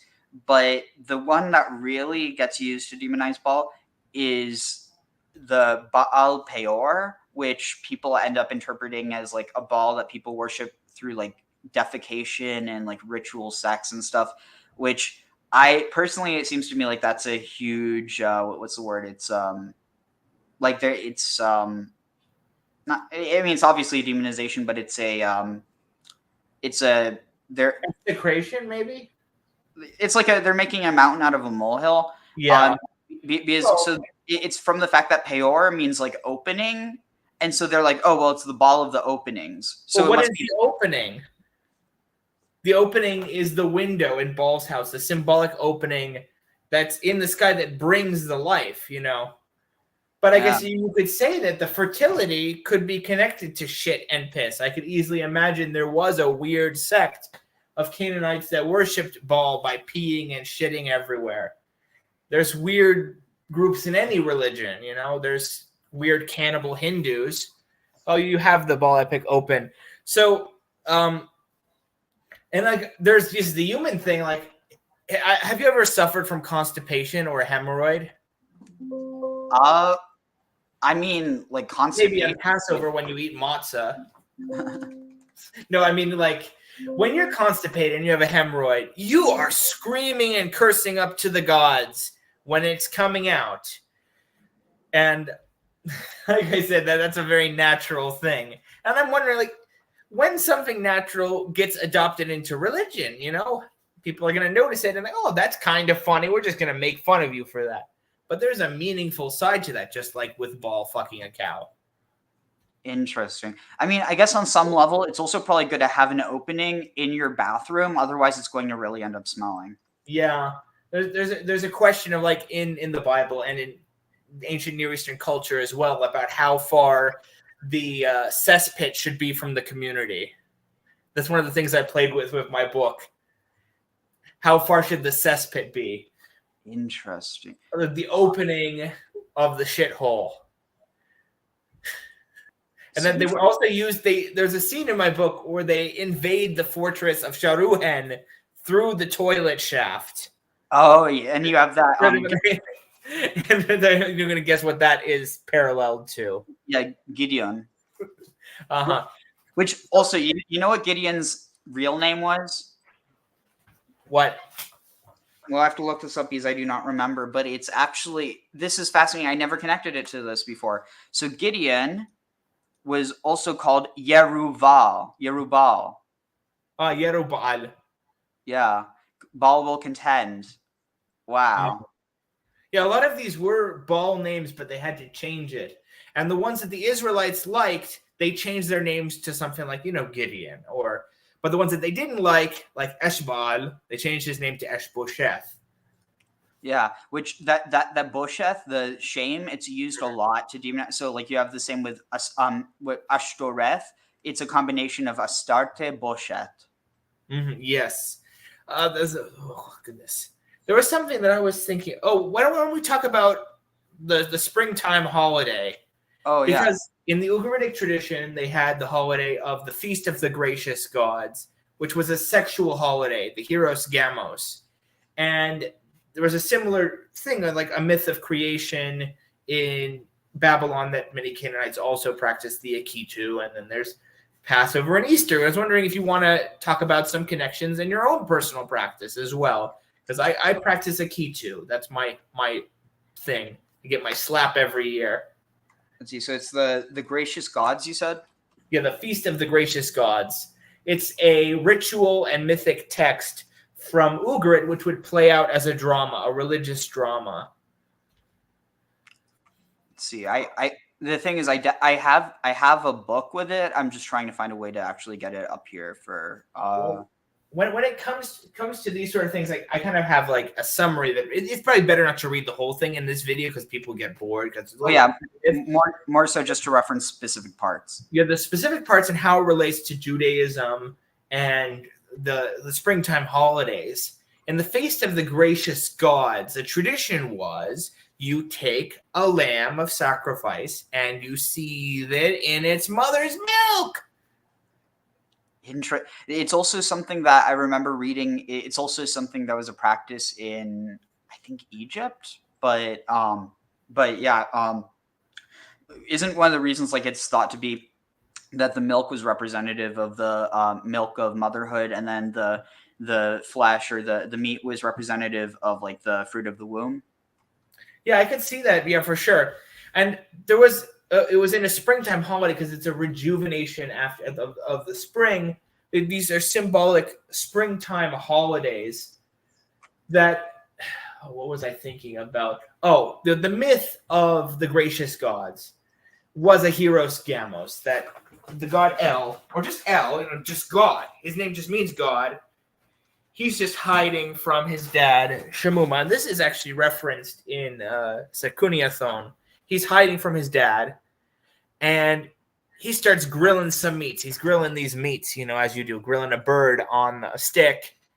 And some other birds, these two women are sent to give him a shank, for their daddy, who's also his daddy, Shemuma. But in the end, they ended up being seduced by the savory smell of the roasting bird.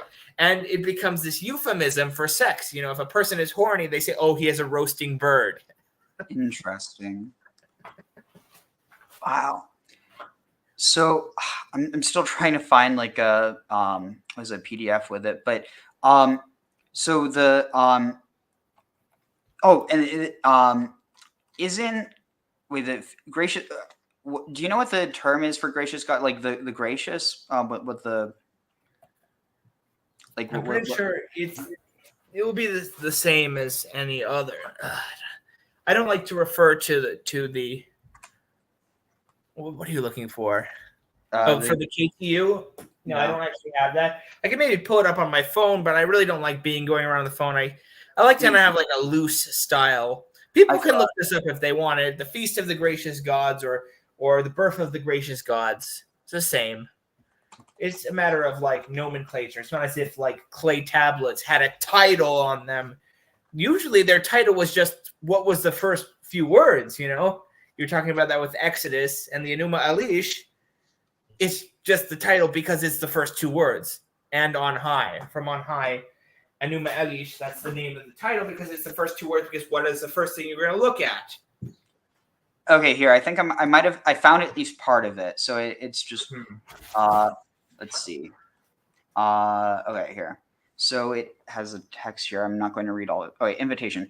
I would call on the gracious gods and beautiful sons of, and there's a lot that's unknown because I think they like a lot of lacuna. It's a big lacuna thing. Lacuna Matata, Interesting. Who have provided a city on high in the steppe land, on the barren hilltops on their heads, and eat the food, yes do, drink the foaming wine, yes do, give well-being to the king, give well-being to the queen, to those who enter and those who stand guard. Interesting. Mutu Washaru. So that would mean Death the Prince, or like Prince Death? Yeah, Prince Death, or Death the Hero. They usually translate it as Death the Hero. Promote the hero. He's a hero because, in their sense, in the ancient sense, the Bronze Age sense, a hero does not imply anything moral, only that someone is good at killing, like Achilles. And who's better at killing than death? You know that death is one of the leading causes of death. Really, I would have never guessed. You know what the secret to immortality is in Canaanite religion? Not being born? Well, no, not dying. Oh. That doesn't help.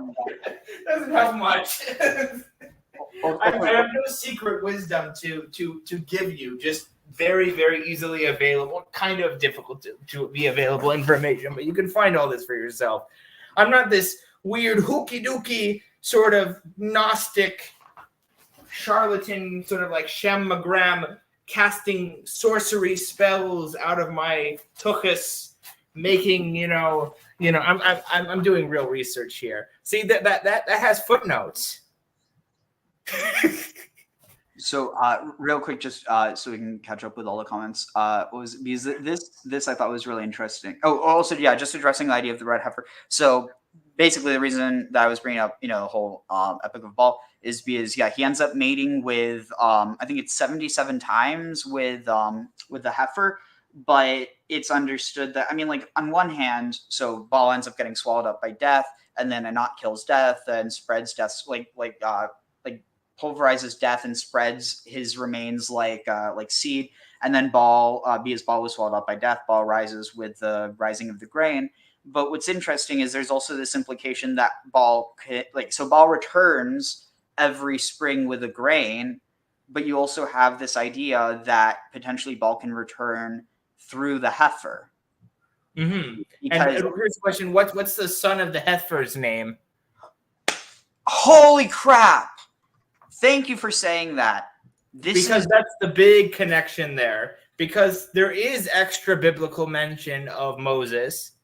It's the son of Baal by his cow hookup. Wait, really? Yeah, Moshe, literally Moshe is the name of the son of Baal after his cow hookup. Where is this from? I've never heard of it. In the Baal epic. Holy crap. And that could also have something to do with why there was the golden calf. Yeah. Let's see. So, okay, this is Ben-Yom. Okay, this is really interesting because what you brought up with this idea of the son of the heifer. Yeah. Maybe the Jews are the son of the heifer. I don't know. That might satisfy that weirdo who has sort of weird anti-Semitic undertones who keeps leaving that red heifer comment on my channel. So Genesis, I think is it 48? It's the, okay, yeah. Here, I think I found it. So these are it's like the blessings that that Jacob is giving to, okay, so let's see. Wait. I might have gone too far. It was, okay. Okay, here it is. So we have to find the one for Joseph. Asher, Naphtali. Also, just something that's kind of interesting. Ma'asher Shmeina Lachmo. From Asher will be Shmeina Lachmo, like fattened or oiled bread. His bread will be oiled. V'hu yiten, and he will give Ma'adenei Melech, like delights or dainties of the king, which I personally think might be a reference to hashish production in the northern lands, but that's a story for another time. So Ben Porat, the son of the Para, or like together would be Ben Porat, but Porat, here it says wild ass, and of course it's not loading now, which is annoying. But so Para is heifer, like Para Aduma is the red heifer. So it's saying Ben Parat Yosef, Ben Porat Yosef Ben Porat. It's saying Joseph, the son of a heifer. Joseph is the son of a heifer. Ale Ayin along along the fountains, or potentially the leaves of along a fountain or a spring. Banot Sa'ada, the daughters of this. I'm not alay sure. I'm honestly, it's a very weird translation. Sure. Is it sure like a bull? Yeah, it's connected to to Tur as well, which apparently, so there's another part where it's referring to, I think, the Shalim offering, where you can offer either Turim or B'nai Yonah. And so Turim gets interpreted as either turtle doves or bulls. And then B'nai Yonah is the son of the dove. So it's probably that the Turim is actually referring to bulls, because I don't know. But that's but yeah, so basically just addressing that this idea of a lot of people have this idea that the red heifer returning, or like finding the red heifer, has something to do with the return of the Messiah. And I mean, it's interesting, but ultimately I think it does kind of fall back to some of these older traditions.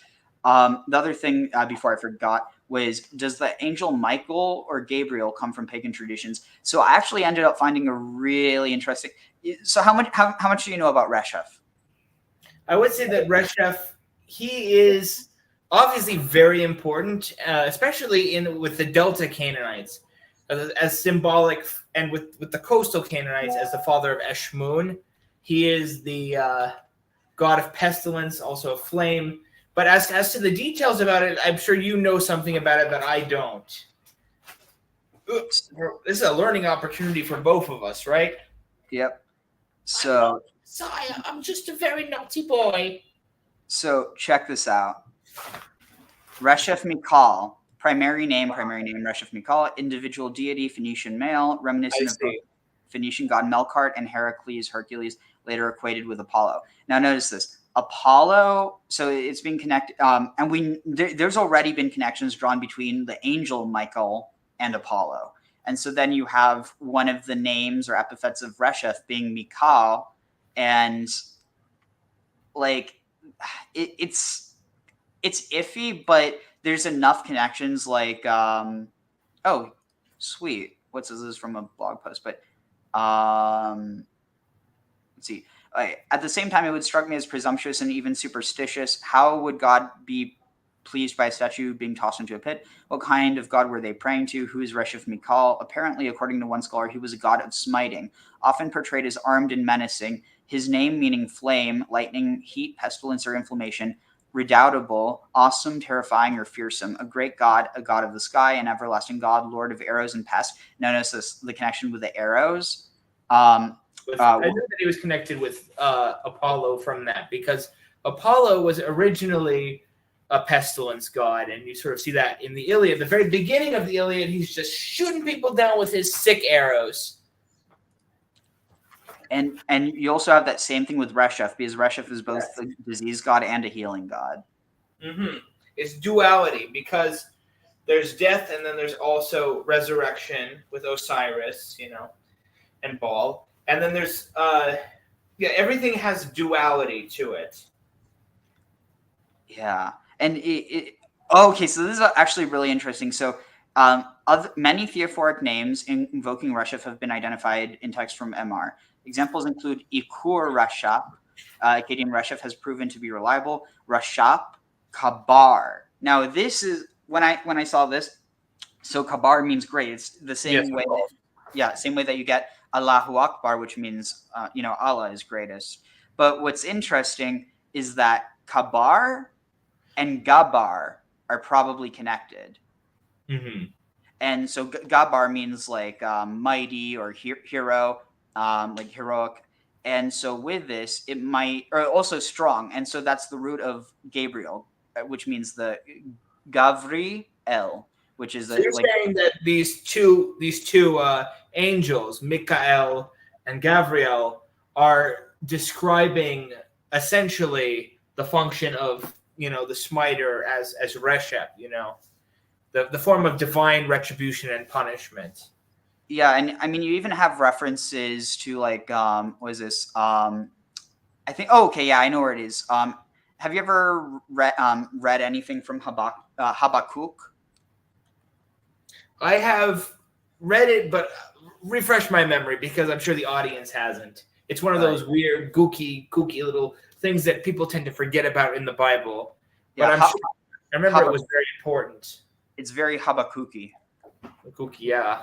Okay, let's see. If only it will actually load. I swear, I really need to like refresh my computer at some point. The weirder something is, usually the more important it will be. Yeah, and the harder it'll be to find it. I guess actually, wait. Yeah, okay, here, perfect. So it's also it's a pretty short. Yeah, I know it's a short one. It's one of the Nevaim, right? Yeah, one of the ecstatic ones. There was one that was about like the sacred marriage between Israel and God. Maybe we could talk about that later. Yeah, that Shira Shirim or Song of Songs. And well, the Song of Songs, but also there was one of the Nevaim that directly made the comparison between Israel and Yahweh as a holy marriage.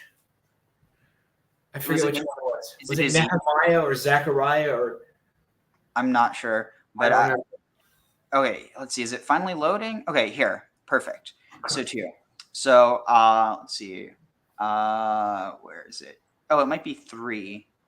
Okay, yeah, it's 3. Oh wait, no. Here, yeah, it is 3. I just went too far. Okay. Let's see. Okay, here. Let's see.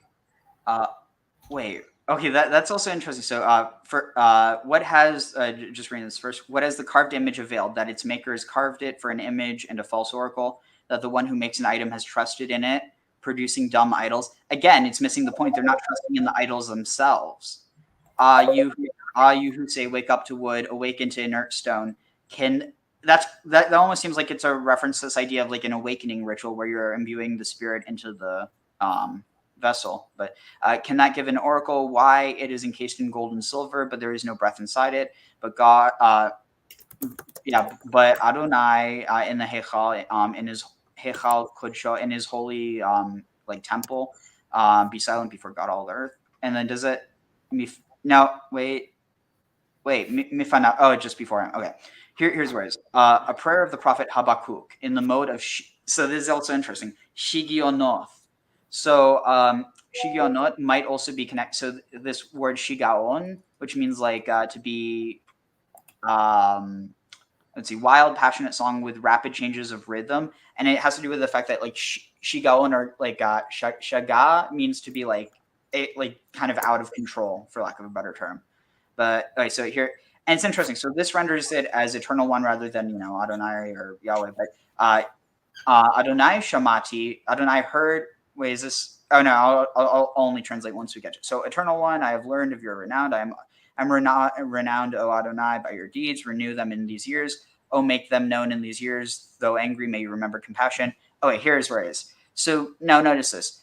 So here it's referring to Adonai, Yud He Vav He. Here it changes to Eloah. Eloah meteiman yavo. Eloah, and it's also interesting because Eloah is the proper singular form of Elohim, whereas like Elim is the plural of El, but Eloah is the singular of Elohim. So, and for whatever reason, it also can render Eloah as a false god, but it can also be God, which I just think is kind of fascinating because I don't know, it's an interesting fact. But so Eloah is coming, Miteman Yavo is coming from Teman or from the south, either or.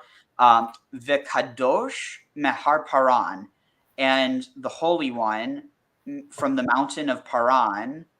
So basically saying that Eloah is coming from Teman and the Holy One is coming from Mount Paran. It's basically citing there's 2 different locations.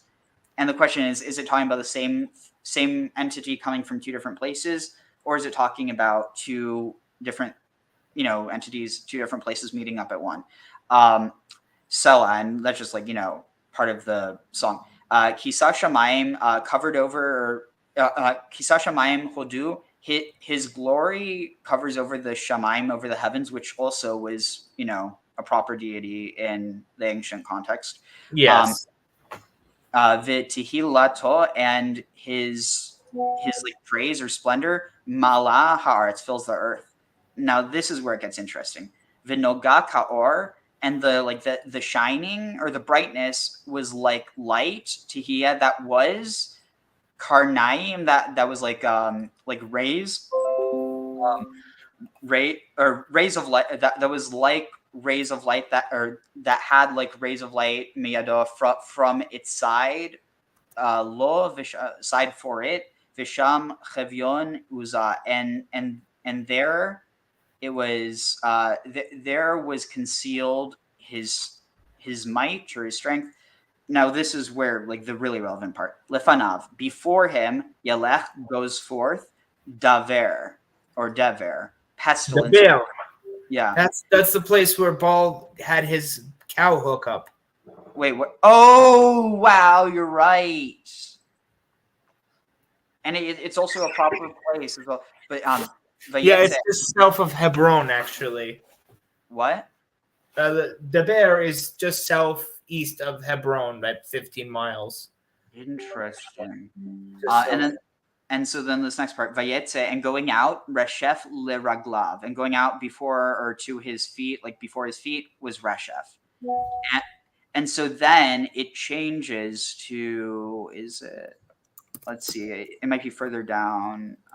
Okay, yeah, further down, Havni Hari, wait, Hara Adonai, the like wrath of Adonai, Im Banaharim, with the streams Afecha, with the streams against your anger. Wait, is it?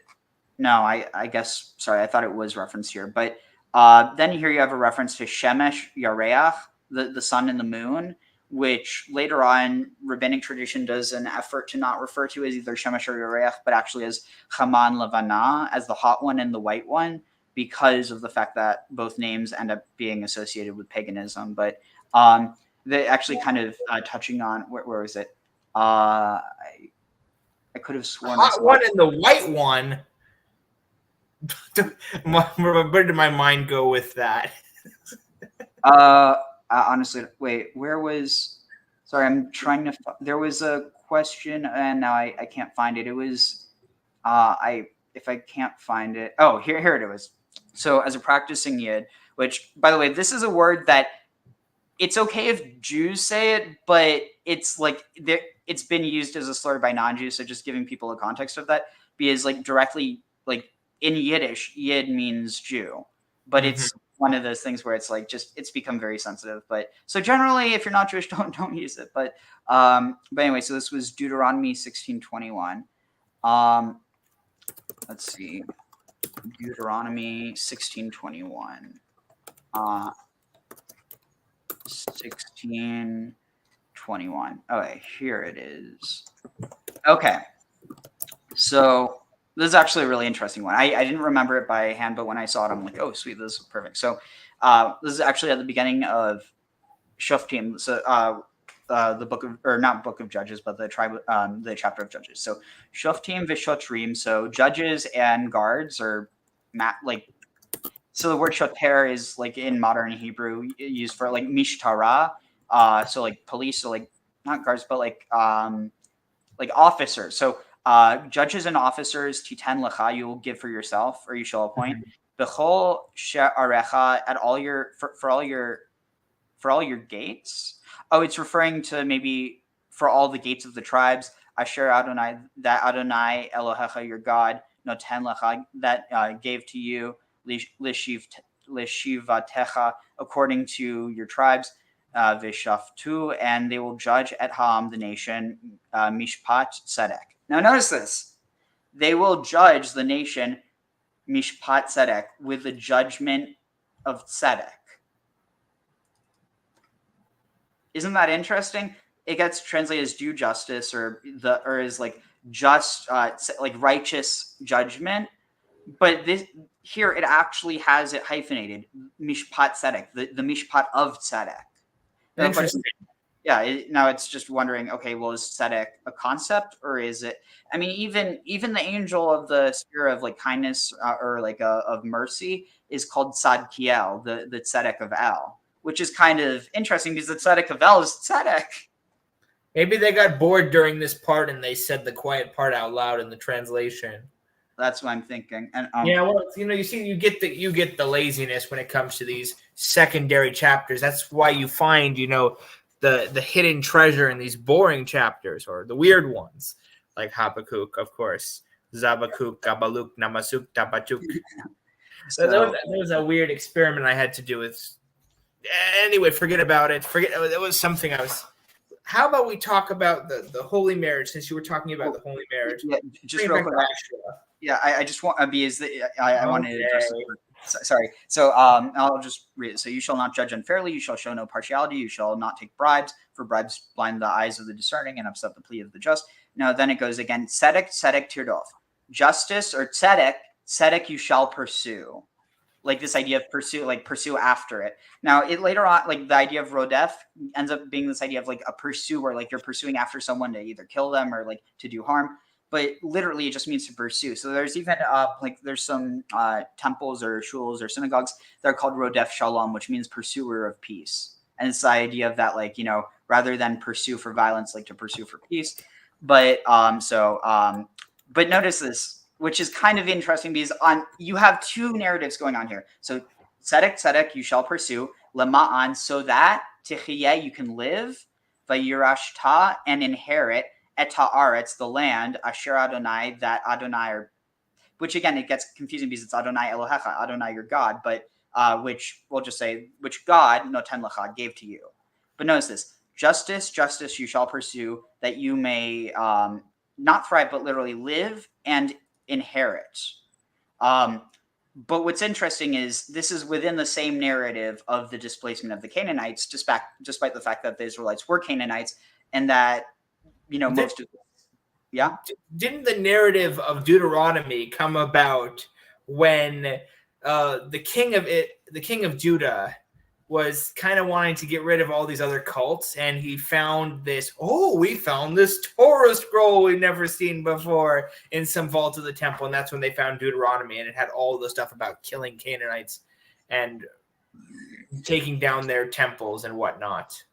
Yeah, and I have a big feeling that it has to do with this idea. We'll say that we killed the Canaanites so that we forget that we were Canaanites. Yes. So every religion kind of defines itself, not what it is, but what it's not. Kind of like how Canadians define themselves as being not Americans.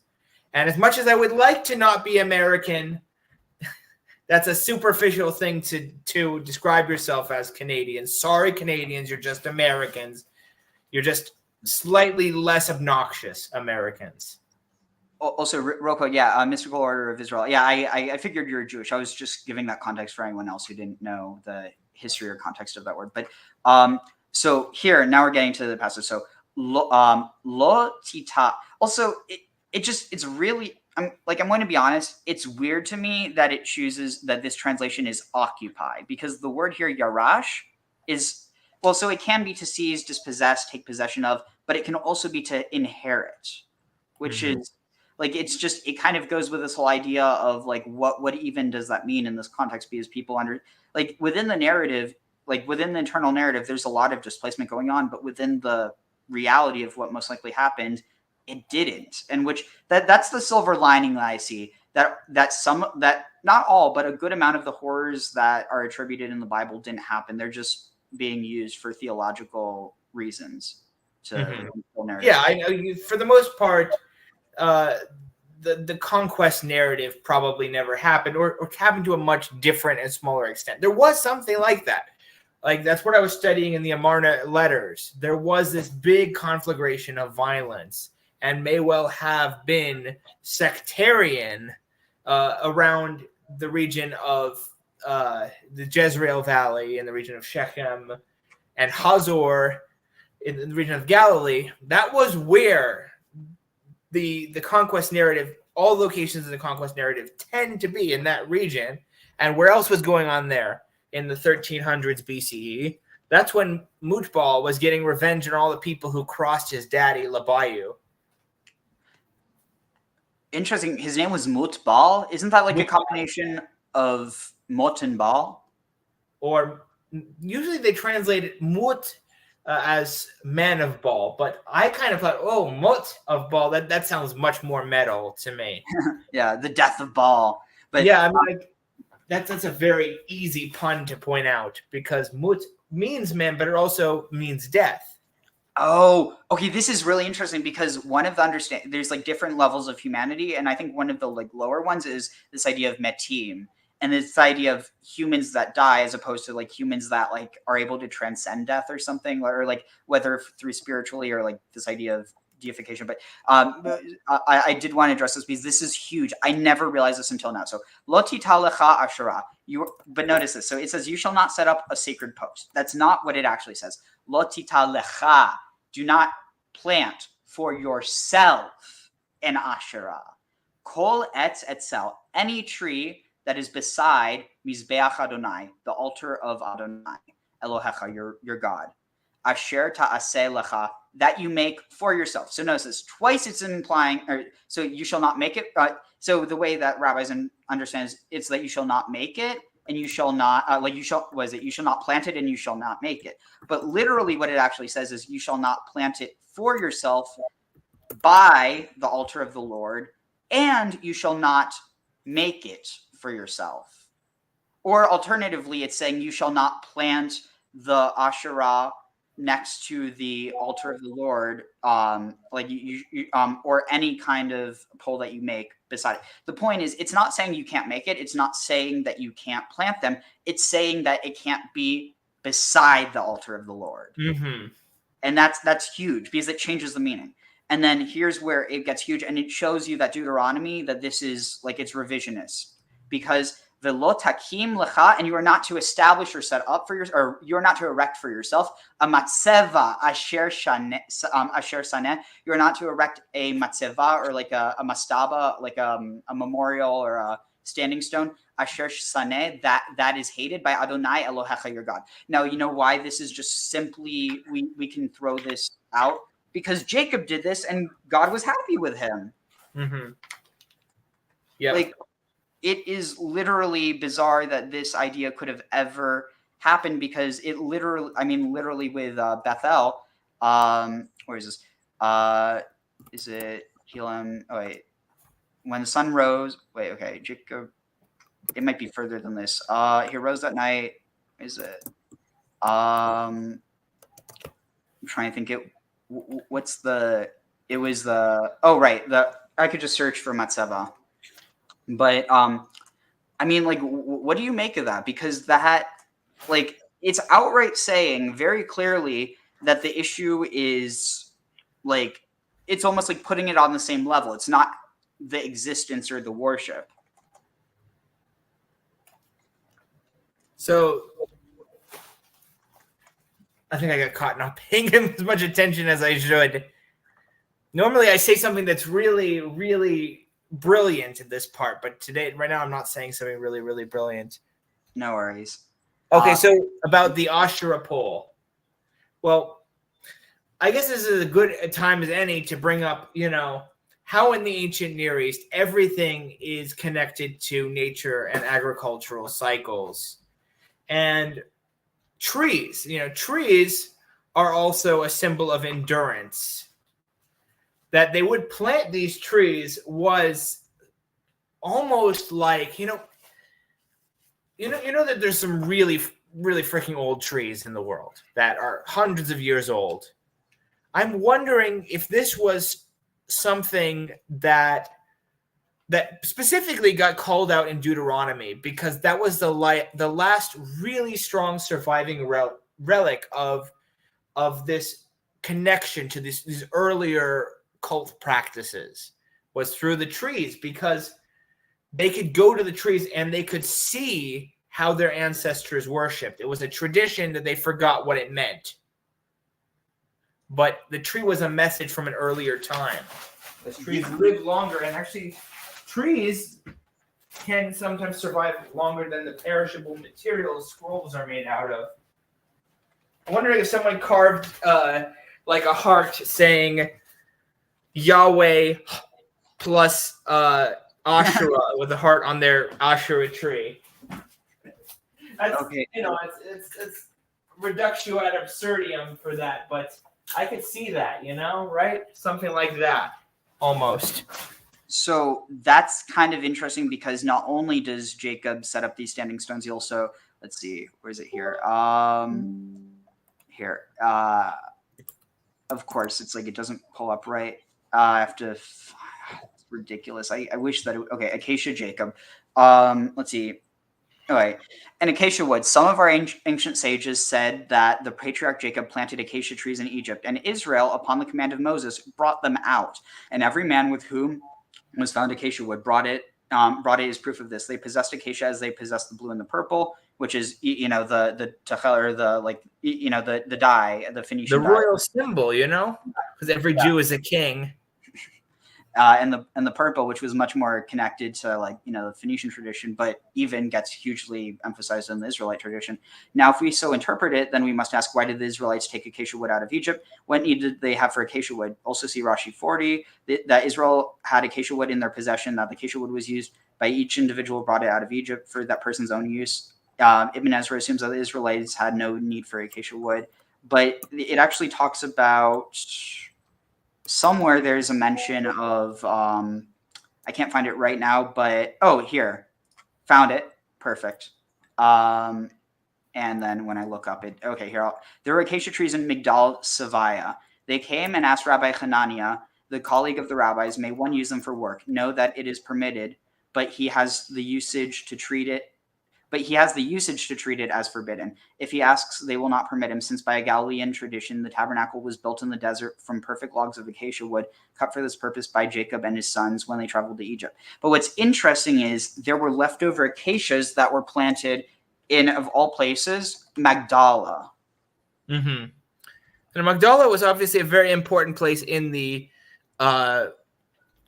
Amarna period. They make reference to Migdal of Egypt, that it was connected to Egypt somehow, but it's kind of ambiguous as to what that meant. I was wondering if you might want to add some context to that.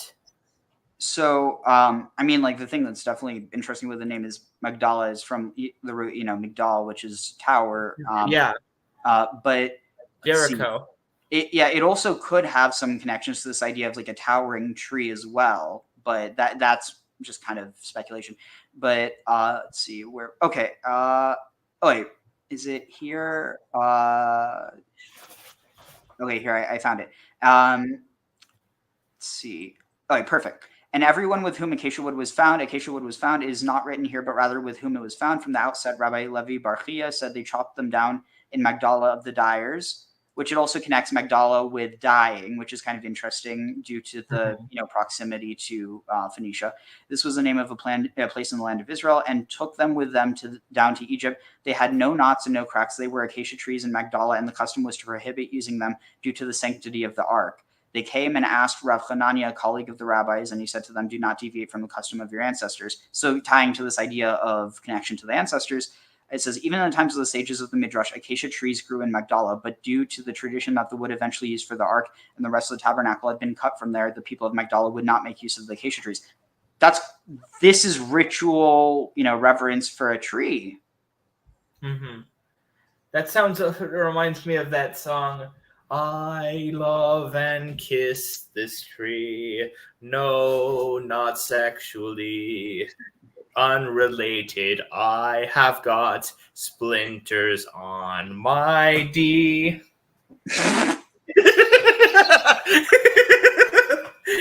That's from Handel, right?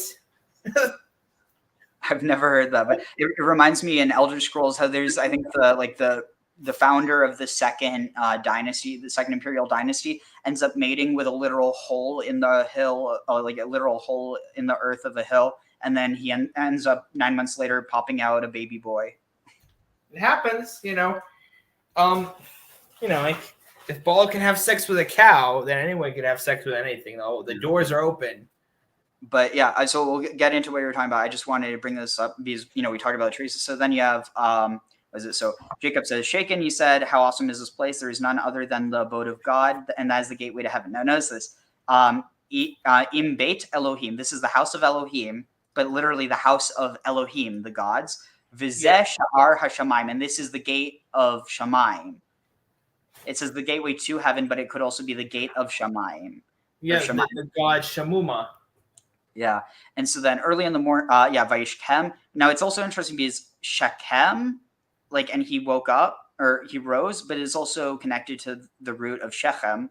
And Jacob woke up, Baboker in the morning, Vayikach et ha'even, and he took the stone, Asher Sham, that was there, or Sam. No, Asher Sam. That he had placed Mirashatav, like for his head, Vayasem, and he placed it Matseva as a Matseva, Vayitzok, and he poured out Shemen, oil, al Rosha, upon its head. Now, what else is interesting is Rosha. If you rearrange the letters, it has the 4 letters that are in Asherah. Rosha, Asherah has the same 4 letters.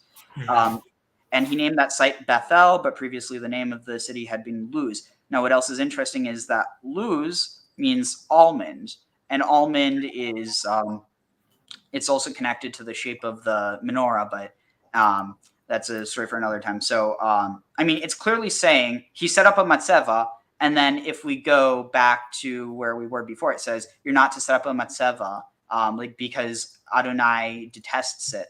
Like that literally makes no sense because you have Deuteronomy, which is being used to contradict. You're not to for God Adonai that you may make, or erect a stone pillar for such your God Adonai detests. It literally is contradictory. Well, of course it's contradictory. It's written hundreds of years apart. Yeah, I mean, that's literally the reason why. But some people, if they view it as everything being connected, they have to, end up homogenizing it, and inevitably you're going to get all these issues. You know that many people, like probably 30% of Americans, believe that the Bible, its original language, was English, and the original version was the King James Version altogether. Like, my uncle literally believes that. Americans, it's the center of education and learning in the modern world, right? Oh my God. I'll be right back. I have to use the restroom, but feel free. I'll entertain the audience while you're away. Thank you, Olivia. How do I share comments? Let me see if there's let's see. I think you can do it, but I don't think I can do that. Let's see. Actually, wait, I think I might know how. Here, let's see if I can do this. You should feel ashamed to be an American. Because you shouldn't feel ashamed for something you can't choose. Unfortunately, I was born an American, but you can move. You can live anywhere else in the world, or well, not really, because like everywhere is just an American colony. I guess you can go to North Korea and be free from America. Yeah, it's like there's no escaping Rome. Yes. We're all living in America. America. America.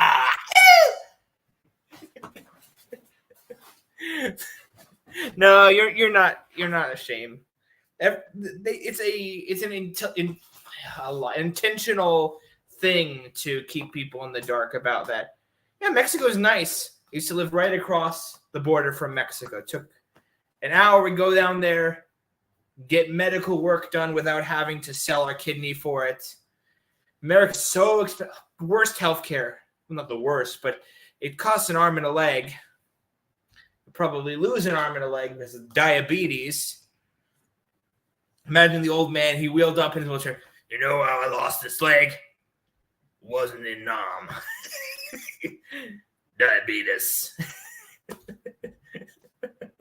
And keep leaving me comments. I'm gonna riff off of them for a while. Whoever's on the stream, just leave me rant. Oh, my head was it back? Did you just do like a genie apparition sort of deal?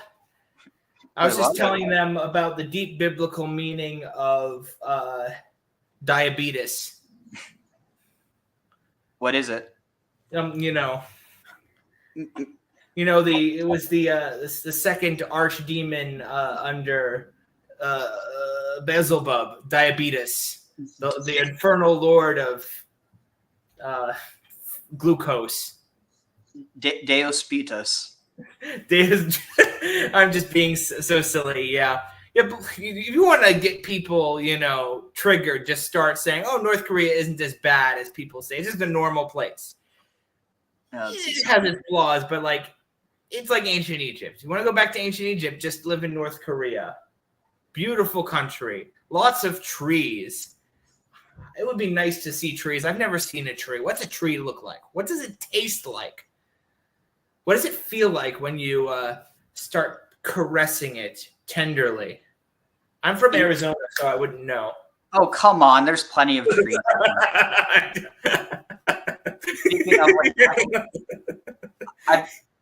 I feel like I need to clarify this because some people might take this the wrong way, but I have a figurative love affair with acacia trees in Arizona. Like, whenever I see an acacia tree, I smell it. It's like, I love it. I like cedar trees, but it's a little bit on the nose for me. I mean, it's not any more on the nose than acacia. They're both used ritually. That's true. But yeah, cedar does smell amazing, especially if you cook on it. You know, I think J.K. Rowling may be onto something because I took her "What's My Wand" type quiz, and guess what wand I got? What? Cedar. Oh, nice. On the Pottermore universe. I think she has some sorcery. Oh God, Delaware. Yeah, it's honestly so bizarre. There was a time where everyone's like, J.K. Rowling, she's going to get your kids into witchcraft, and all of a sudden now the Christians love her. I guess she used her witchcraft. Of course, I have ties to Morocco, so I know a few things about witchcraft. The way you said it, I have ties to Morocco. No, Morocco's a beautiful place. I wish I could go sometime. Travel's become very difficult for me since COVID. But yeah, real quick, just to catch up on some of the comments. So idols were usually easily manipulated to exploit worshippers. They definitely can be, but to say that they're inherently, exploitative, I think is the place where a lot of people end up making the problem. But this is why the idol thing. Yeah, sure. Okay, so we're not lazy. We just don't have any work. That's why we're idle.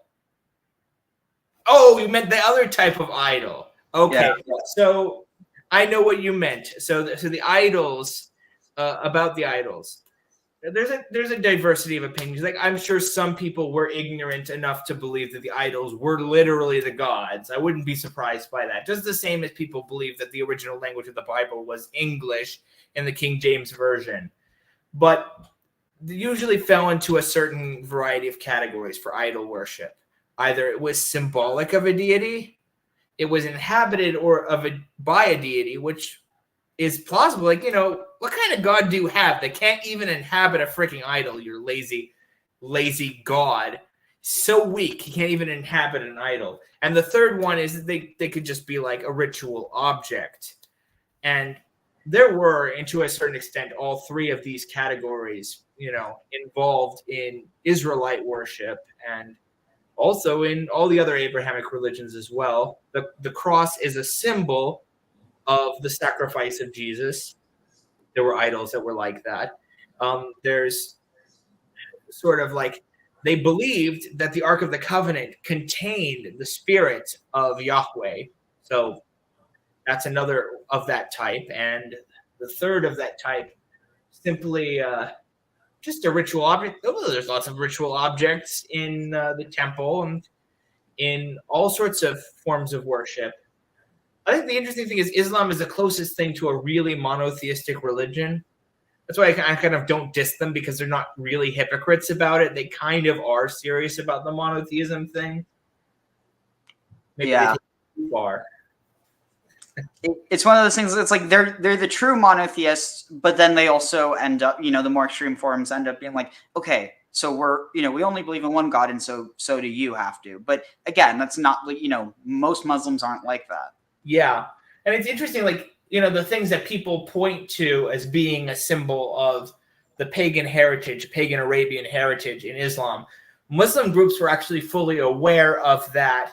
And there were extreme Muslim groups that, like, for example, the Karmati, the Karmatians were in Bahrain, and they besieged Mecca and tried to destroy the Kaaba and smashed the black stone to 1,000,000 pieces. So the one we have today was just when they picked the pieces back together after Muslims themselves destroyed it.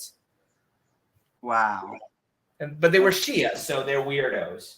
Not just Shia, but Ismaili Shia, not even 12er. So also one thing that I did want to share in context of what was it? It was further up here. Of course, I can't find it now. The thing about hit list. So one thing that addressing. Oh, I didn't realize. Wait, what happened to my camera? Shoot. This is weird. I have no clue. Hold on. Let me try to figure this out. Camera. This is so bizarre. Let's see. Settings. Camera. Let's see.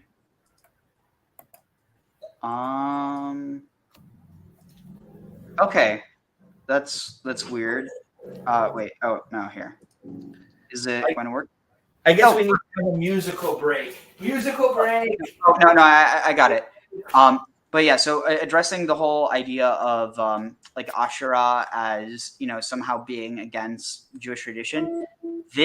When I found this blew my mind. So I'll translate. Given Aramaic, not my strong suit, but I'll do my best. So tachazi, I think that means like it's said. It's but kol elu ha'ovdim, all those who serve or who worship, because the word avodah can also be worship, like of a god. Mm-hmm. All those who worship, or no, ovdim. So in this case, it is work for. All those who work for lachma, for bread, nikraim, bechol makom, they're called in all places, ovdei b'habaal. So the people who work for bread, they're called the servants of Baal, and that's connected to this idea of Baal connected to the grain, and then it has v'chol ha'ovdim lilavanim, livonim. So and all those who work for livona, for frankincense, nikraim oved Asherah, they're called the servants of Asherah.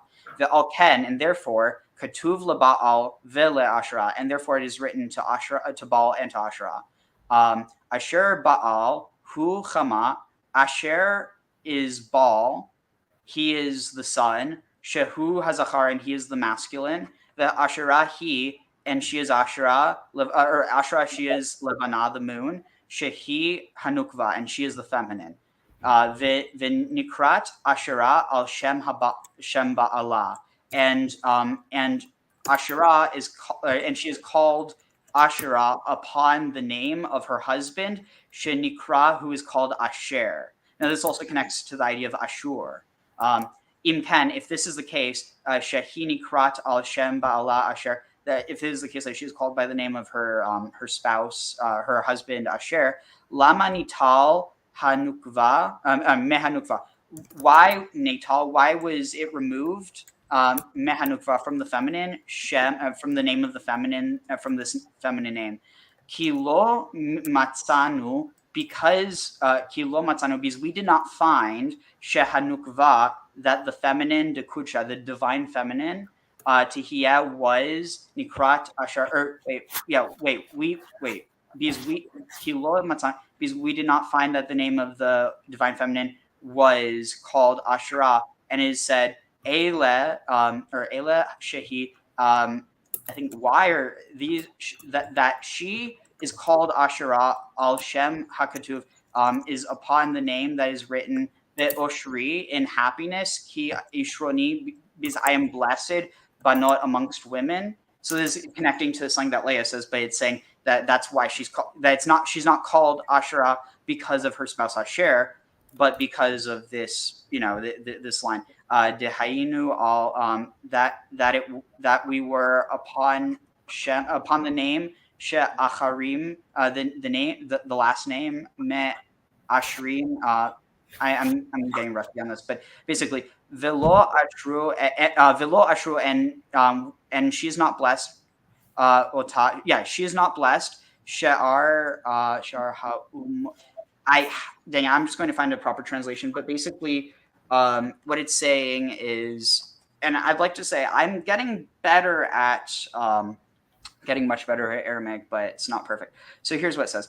It says in Deuteronomy, you shall not plant for yourselves an Asherah or any kind of tree beside the altar of the Lord, thy God, which Asherah you shall make for yourselves. Are we to suppose that anywhere else is permitted to plant an Asherah? Of course not. The truth is that the He, the letter of God's name that represents the feminine divine, is called Asherah, after the name of its spouse Asherah, and that the meaning of the verse is, therefore, you shall not plant another Asherah by the side of the altar, which is established upon this Asherah. Observe that throughout the scriptures, the worshippers of the sun are called servants of Baal, and the worshippers of the moon servants of Asherah. Hence the combination of Baal and Asherah. If this is so, that Asherah is the name of the feminine aspect of God, why is it not used as a sacred name? The reason is that this name brings to mind the words of Leah, happy am I, for the daughters will call me happy, Ishroni. But this one is not called happy by other nations. Another nation is set up in its place. It is written, all that honored her despise her, from Lamentations 1:8. But the real altar is one that is made of earth, as it is written, an altar of earth you shall make for me. That is why it says in Genesis, dust from the earth. So basically here it's saying that Asherah, that within the altar of Yud-He Vav-He, that the last He is Asherah, and so to plant another Asherah is basically to create this type of like, there's two Asherahs, but it's like, but also kind of connecting Asherah with Adonai, almost that the names are interwoven. So it's like this is something that's like, this is Zohar, this is Jewish mysticism, but it's something that people were clearly pulling on. And just one last thing before we get into the like Heroes Gamos thing.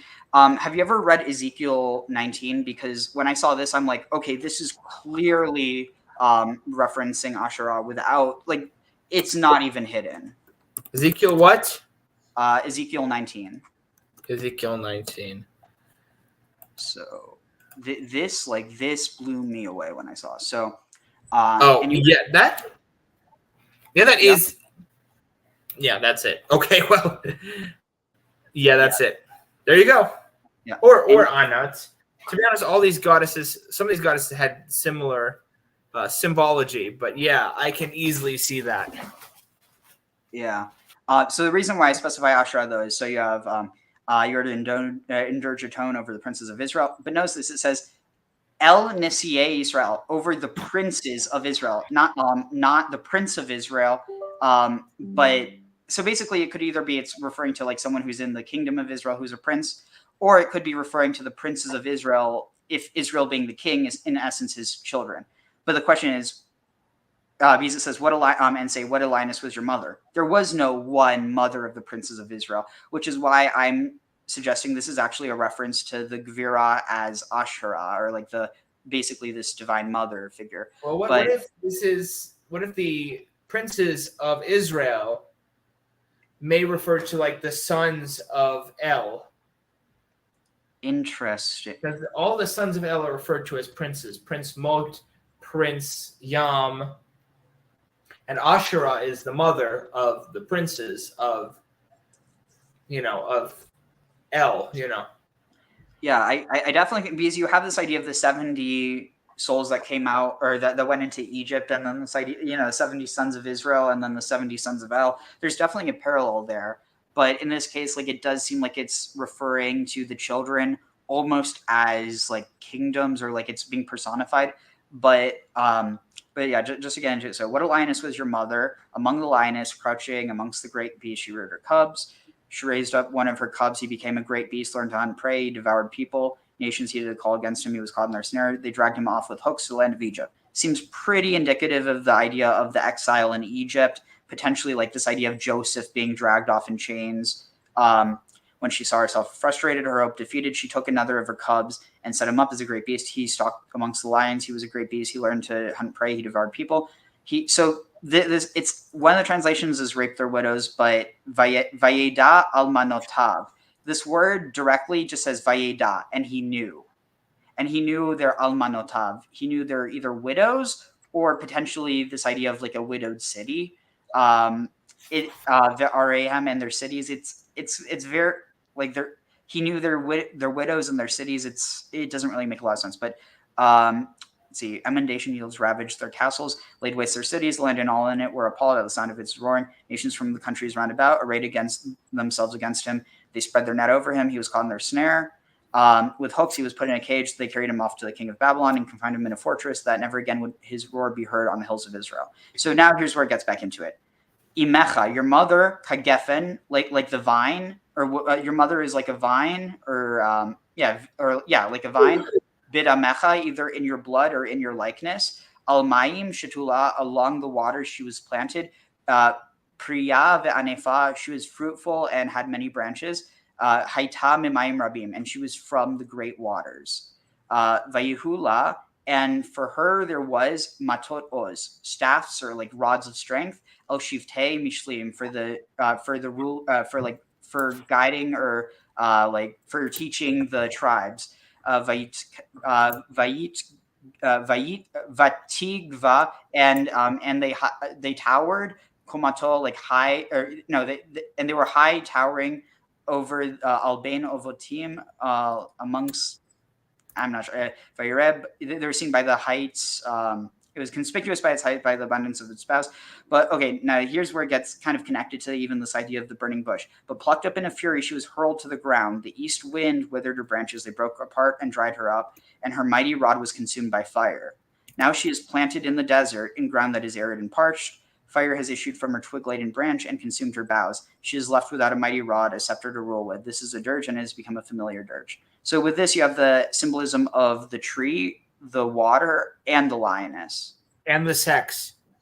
Oh, wait, which part's the sex? So, left without a mighty rod. Oh. And the dryness is the exact sort of symbolism that was used in the descent of Ishtar. When Ishtar goes into the underworld, the lack of sex that people were having was symbolized by the dryness of the land. Fertility, agricultural fertility, was connected with the getting it on fertility. Interesting. And that probably has something, because have you ever heard there's a tradition that like at Sinai with the giving of the Torah, that like God caused the mountain to bloom with greenery, and then he sent a fire down from heaven to consume the greenery, and it caused the smoke to go up to the heavens. And then this is also potentially connected with the whole like the building of the golden calf, that maybe like they were under the influence or something, and because of that, they, whether it's seen as a lack of judgment or because this was the norm back then, they ended up building this golden calf, and it was part of this the way that gets translated, and I think that's interesting because it gets translated this way by a lot of like traditional people, is that they actually understand it as being some sort of like feast and orgy that they had around the golden calf. Wouldn't be surprised. I was thinking interesting, like I wonder if there was a concentrated conspiracy to render inappropriate or immoral or look down upon in a certain way all the sex that was previously front and center in religion. Because obviously sex is ridiculously important for everyone's lives, like eating food, drinking water, getting ass, you know? You know, it's interesting because a few weeks ago I read this commentary about, so the laver, like the washing basin for the feet of the priest or whatever, so it was made of bronze, but the way they got the bronze, and this is like very much specified within tradition, is that the brass from or the bronze that they got for the laver, they got it by melting down women's mirrors, like beautification mirrors. And the idea is that Moses was apparently very uncomfortable over the idea of that which was used to incite the sons of Israel to fornication is also what's going to be used for the cleansing of the feet of the priests.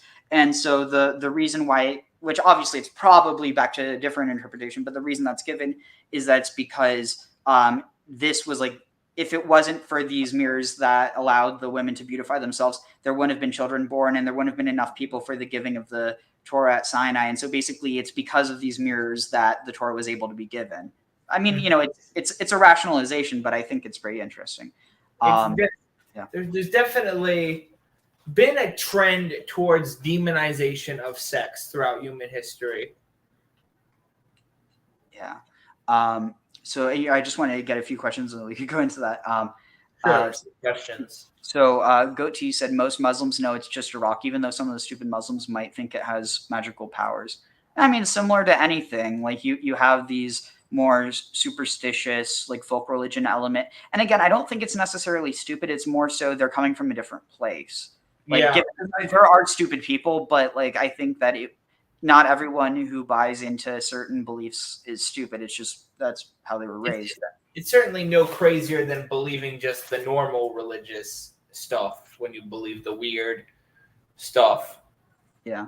And then Graham says, for the official record, I'm anti-genocide, regardless of the target, be they Palestinian, Israeli, Cambodian, Rwandan, Yazidi, Darfur, etc. Yeah, I think that's something that we should all be, because then, I don't know, it's like, I feel like a lot of people kind of forget that it's like, if the shoe are on the other foot, their reaction might be a lot different. But at the end of the day, it's like, you can't help how you're born, who you're born to. So it's like, I don't know. There's only two things I can't stand: intolerance and the Swiss. Wait, so does that mean you can't stand yourself? I'm not Swiss. No, but you said you can't stand intolerance. If you can't, I'm a self-hating racist.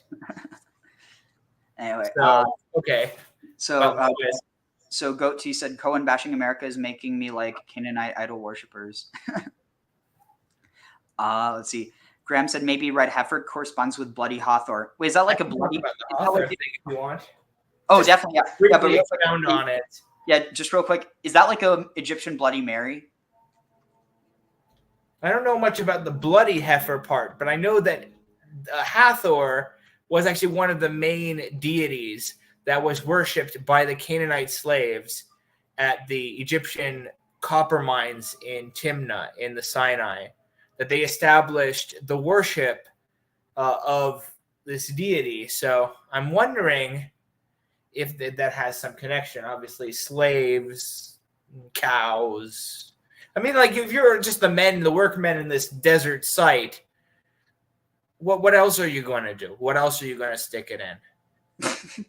Each other? Yeah. I mean, in some cases, maybe.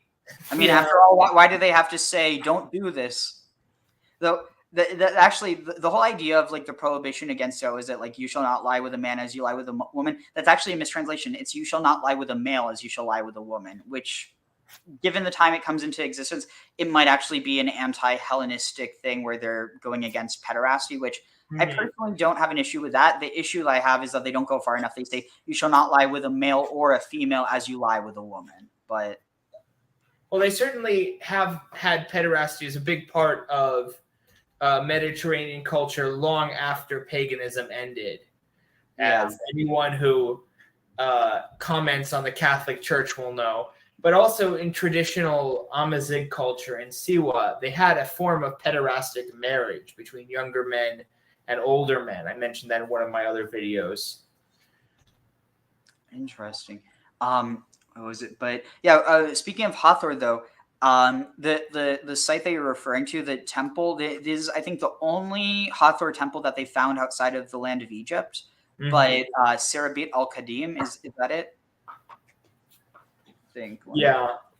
Timnah is a very interesting site because that's one of the earliest examples of, Egyptian imperialism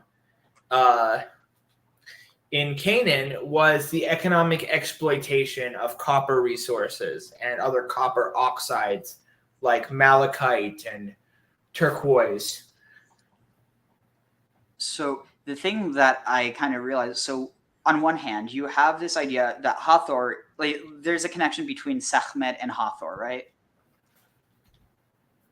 Presumably, yeah, that they have a lot of similarities. In ancient Egypt, people kind of get the sense that Egypt was just, they just one religion, the Egyptian religion. But each different part of Egypt had their own pantheon and their own beliefs.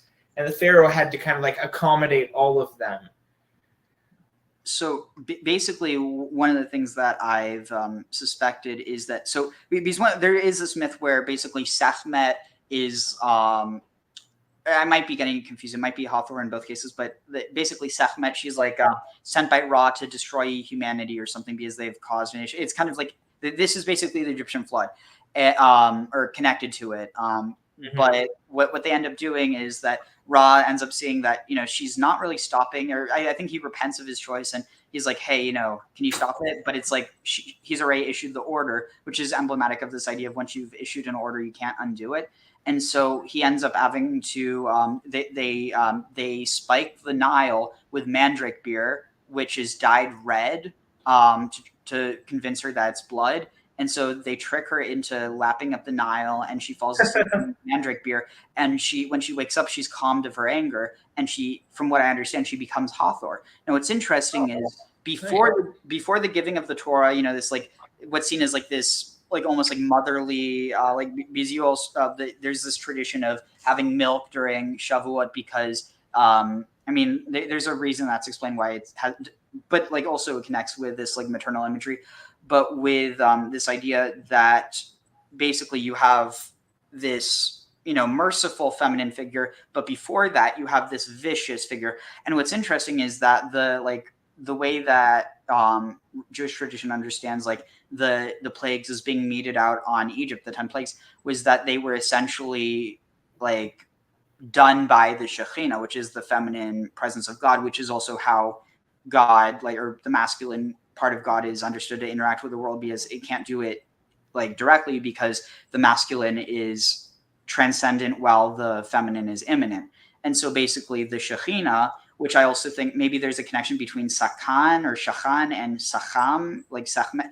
It's definitely a stretch, but what I found interesting is you have this idea that she's destroying the people of Egypt. She's just killing like ruthlessly, and you have this idea with the death of the firstborn and all these other plagues. But what gets really interesting is that at the giving of the Torah, the Shekhinah becomes much more of this merciful and maternal figure. And what's interesting is Hator, you mix it around a bit, Hator becomes Torah. But it's interesting because there is this duality of female goddesses in the Canaanite world as well. El is described as having two consorts, Afirat and Rahmai, and Baal is described sometimes as having two consorts, Anat and Ashtart. And Ashtart is called the word of Baal. So she is the conciliatory, the peacemaker, like Hathor. And Anat is, well, you know how Anat is. She's like, I will make your gray hairs of your beard drip like blood. I don't know how well you can see this, but this is my attempt at Rahmai. Nice. Underrated deity, in that we don't know really anything about her. Yeah. But Anat and Athirat and Ashtart, these are the dualities of Baal, of his peaceful side, but also his warlike side, his wisdom, but also his action. Because when we're doing all this empty talk, we could be, we could have, we could be doing something more direct, but you need also the wisdom. You need the wisdom and the action. Anat represents the action. Ashtart represents the wisdom. Yeah, and so it's interesting because Anat, one of the things that, one of her motifs within the Baal cycle is that she's the one who goes to ask, right? She's the one who beseeches the El and Asherah in order to build the temple for Baal. And what's interesting is, on top of affliction, Anat can also mean to beseech or to ask. Mm-hmm. She's always the person who takes action, whether that is, begging, threatening, manipulating, fixing, or just slaughtering, Yeah.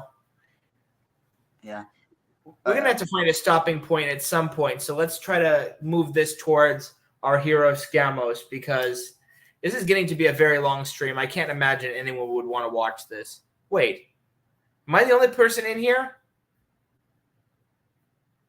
Wait, am I the only one in here? Why am I? Okay. Sorry about that. So let's move this towards a neat little conclusion. Definitely, yes. Sorry, I got lost in the discussion, but I'm about 3 hours ahead of you since I'm on the East Coast. All right, so let's see where. Here, let me just find East Coast. Yeah. So here, real quick, just go through it. So you throw away a ball and it comes bouncing back. Who's actually surprised by this? No, that's a good one. That's a good one. I love that. Yeah. So Graham also asks, Cohen Koletz, how much of Ugaritic religion is imported from the Hittites or other non-Semitic peoples? A lot of it is from the Hurrians. So the Hurrians are sometimes conflated with the Hittites and with the kingdom of Mitanni, but they are a substrate of just this wide region of eastern Anatolia, northern Mesopotamia, the southern Caucasus, up to the Zagros Mountains of Iran. They were immensely significant in the development of world history, culture, morality, and mythology, and no one freaking knows about the Hurrians. But they were very influential on Ugarit and on the Hittites, and through the Hittites, the Greeks, through the Canaanites, the Israelites, and the Egyptians, into through the Mesopotamians into Persians. The Hurrians are a big freaking deal, and no one knows about them because they don't have a PR team. No one's a cheerleader for the Hurrians.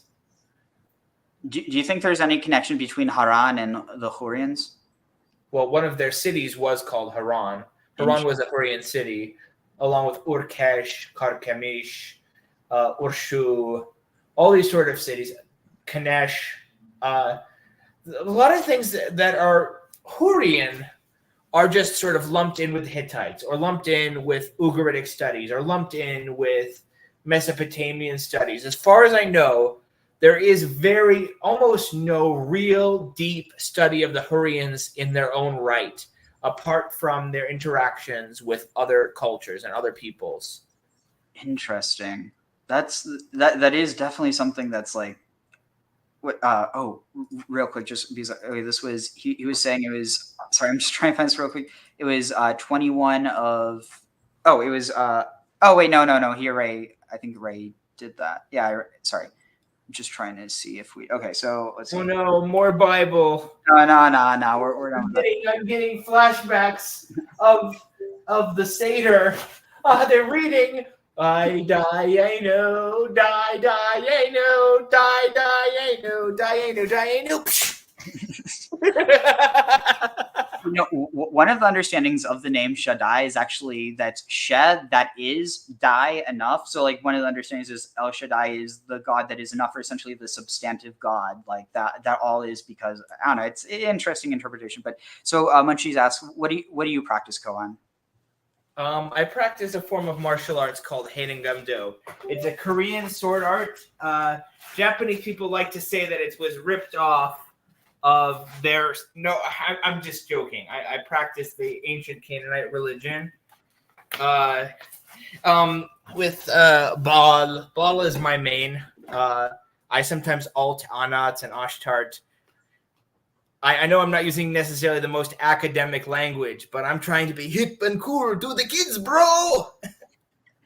Yeah, like with me, it's kind of like I primarily view it as like El and Asherah, and I mean, not necessarily one before the other, but like co-substantial.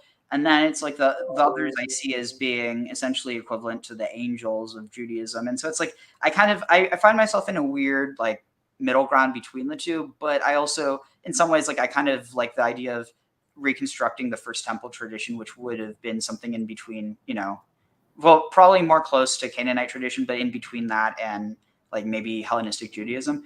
But let's see, Munchie says y'all are very knowledgeable. Keep these videos going. I mean, I'm definitely down for this in the future. Yeah, we can do it. Make it a Sunday thing. Sunday fun day. Yeah, Sunday. Yeah. Hail like the sun. Oh yeah, buy my book. Buy my book. So I can show you the hard copy of my first book, but I've moved to a new edition now, which is orange. 7 times and 7 times I bow. Now the new version is just 7 times I bow, because why say it twice? It's the frustration formula. It's just like, we're praying 7 times, 14. Yeah, it's like on Sundays. Yeah, it's like mochu mat. You will die. You will die, but it gets interpreted as you will certainly die. So it's like you will certainly bow down 7 times or something. Yeah, we'll definitely do that for Pharaoh. And this book is not really super about like this Jewish religious thing. It's really more about getting people the feeling. It's a historical fiction, but hard historical fiction, making people feel like they're actually living in that time in the context of the culture, not from an outsider's perspective, but just it throws you in this world and you figure it out, kind of. Nice, yeah. All right, let's see. All right, Taj said, "Oh, nice. I recently started learning the Hebrew alphabet, and it's cool to see the words spelled out with the Nikud. Something you should also definitely try to learn is the Paleo Hebrew, because that's what also connects to Phoenician and to Latin and like basically, most of the languages, or not languages, but most of the script that we use now." And Tamil. What? What did you say? What did you say? Oh, that the Paleo Hebrew script connects to more things than the Aramaic derived script. And Tamil. The what? What? What are you talking about? I'm just trolling you. Oh, okay. I'm referencing those weird Tamil people. Oh, their oldest language, Tamil. Oh, wait, you mean like the species camel? No. Tamil, like Tamil. Oh, okay, I got that. Sorry, I thought you were saying camel. Okay. Okay, so let's get on with the hero scamos. Yeah. We have an iftar waiting. Okay, yeah. Sorry about that. All right. Let's see, was there? Yeah. I'll and then once you head off, I'll read any of the remaining comments. But let's do the hero scamos and then finish off with the last of the comments. Oh, okay. So if anyone gives like a super chat. So I'm not that greedy. I'm only Jewish. I'm not actually Jewish. So is there like a specific text you want me to bring up, or Well, we're just gonna. I was thinking it may just be good to instead of talking all about this that happens in the past. What do we do? How do we celebrate? How do you celebrate your Passover, and how does it relate to your Asherah stuff? Well, so I mean, there is this really interesting song that a lot of people kind of just don't really translate properly. But so the song is called Vehishiamda, and so it means "and she stood," but it almost always gets translates "and it stood." And because the thing is that I'm sure like with Semitic languages, there like the word for it is either going to be the masculine or feminine word for basically he or she, and so with that you end up having some interesting things where objects or concepts can be feminized or masculinized, but on top of that, you actually have the fact that that sometimes it might not be things being masculinized or feminized, but actually might be a feminine or masculine concept being objectified. In which case, I think that's what happened with Vehishamda. But so it's Vehishamda lavotenu Vehishamda.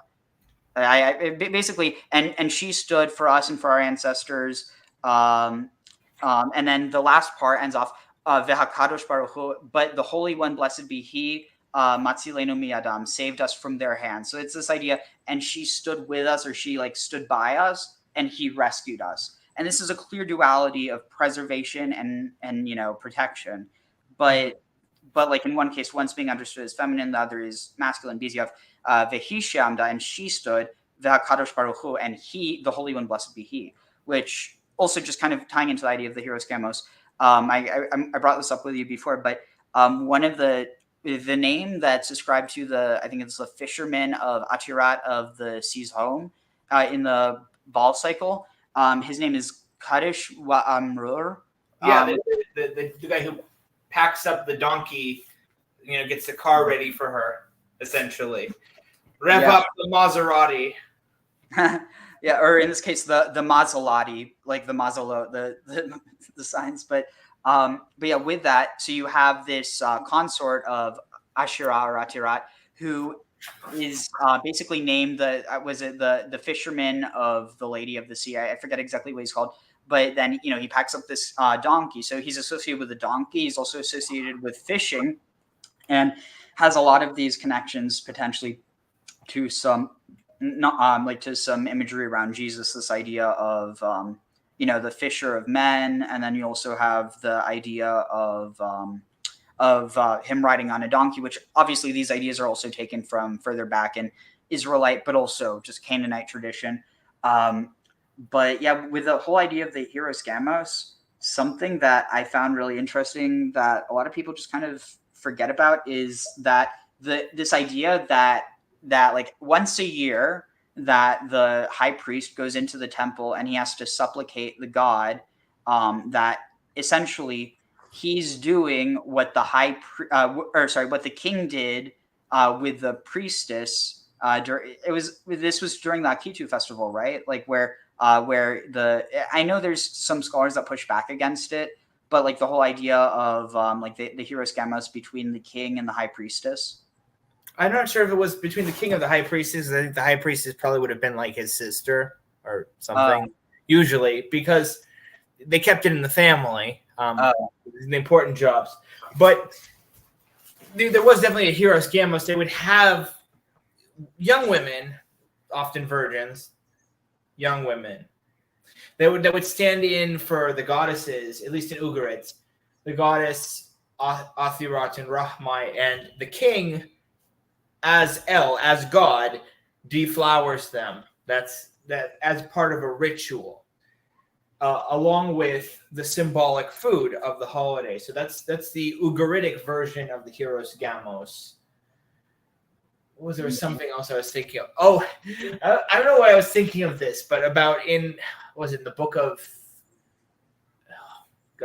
the Judges or Exodus? There's this weird story about how the ancient Israelites had a rape holiday. So they bring women of the different tribes, and the tribe of Benjamin would get to come and abduct and rape the women and take them back as wives, because of a war that almost wiped out the tribe of Benjamin. Interesting. I wonder, that might have something to do. I don't know if that's connected, but there was this idea that like before Rosh Hashanah, like before the start of the new year, there would be this festival where the virgins or like the maidens who had trouble being betrothed or whatever, they would go out to the fields, and like the bachurim, the firstborn, or like basically the bachelors, would go out and they would like dance together, and then they would end up hooking up, and that was basically the ancient Canaanite / Israelite dating app of But yeah, it's interesting though, this idea of like the hieroskamos and basically the idea of the stand-in. You definitely have echoes of that within Greek tradition. The idea of Zeus taking a liking to different women and usually pretty brutally abducting them, and like that's something that it's one of those things where people like to be like, oh, look how vicious Yahweh is, but it's like he's cut out of the same cloth as gods like Zeus and trying to think about there's a type, it's a tribal warrior god, but the thing is that with Zeus, in his case, he wasn't as tribal, so and it's like same with Jupiter, but just this idea of I don't know, like I feel like at the end of the day, a lot of it has more to do with the acculturation and just the way that cultures were, more than it has to do with any sort of underlying theology. Yeah.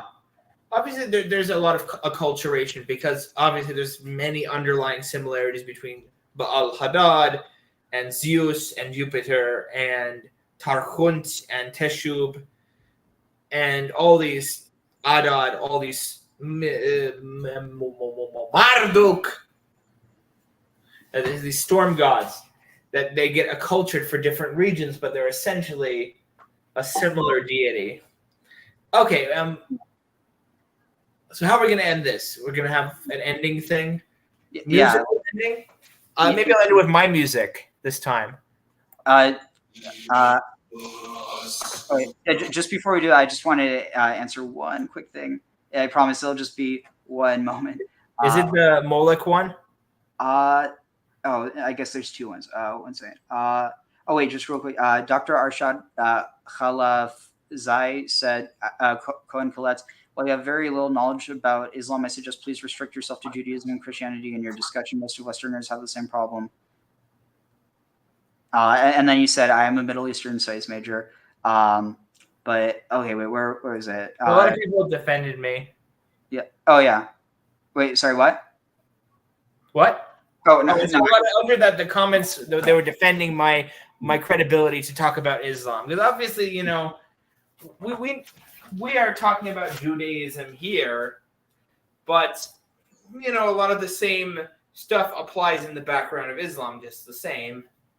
In different ways, though. In different ways. It gets a culture differently because pre-Islamic Arabia had very strong ties to Canaan, and Arabs were in Canaan long before the Bible was ever written. Yeah, and even Canaan as anyone.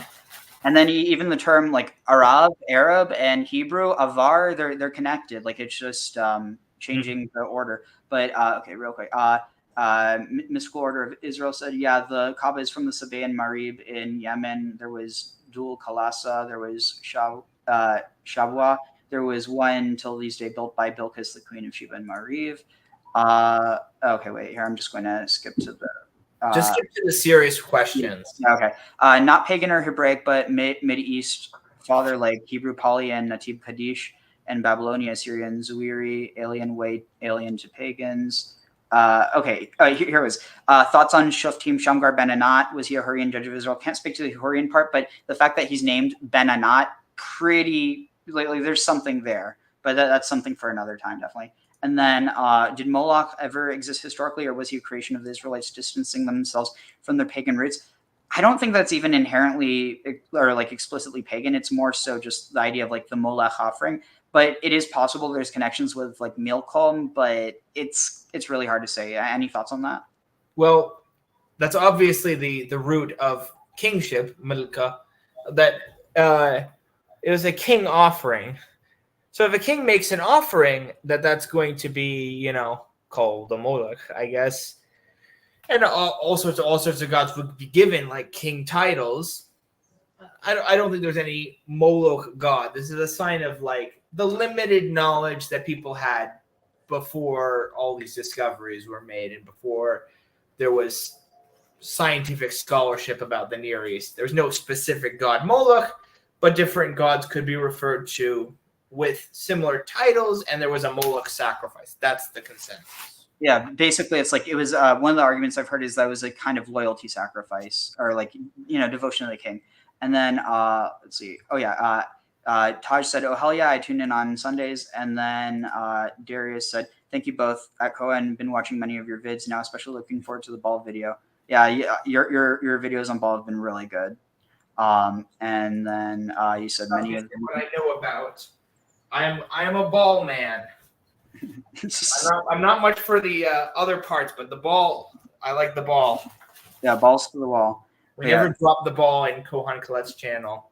Oh, right. This was the last thing I wanted to say. So what is the weird hand symbol or Hamsa? It's connected because this is what connects the entire Mediterranean. Mm-hmm. But yeah, it's a huge thing in Morocco, huge thing in Jewish culture, huge thing in Canaanite culture, huge thing Arab culture. It's like a blessing thing. Yeah. Yeah. Anyway, on that note, you want to cue up your music? Yeah, I'm gonna play some. We're talking about Where Is the Prince. I had the AI make a song for that with the lyrics that I wrote in Ugaritic.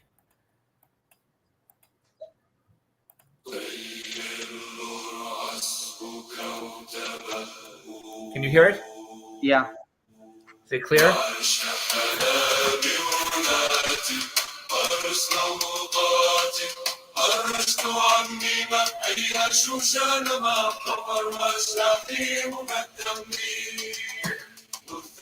Dance party.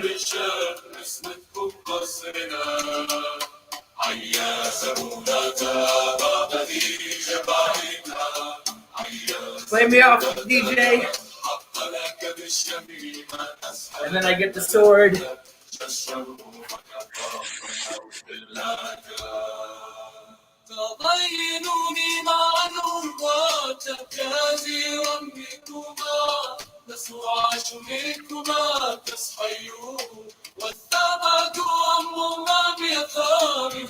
And we cut ourselves because we're teenagers.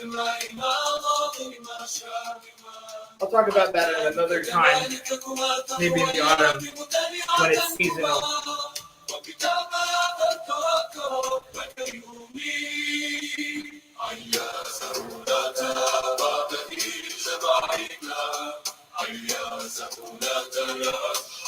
Those AI programs are making a lot of bops these days, right? Yeah, this is really good. By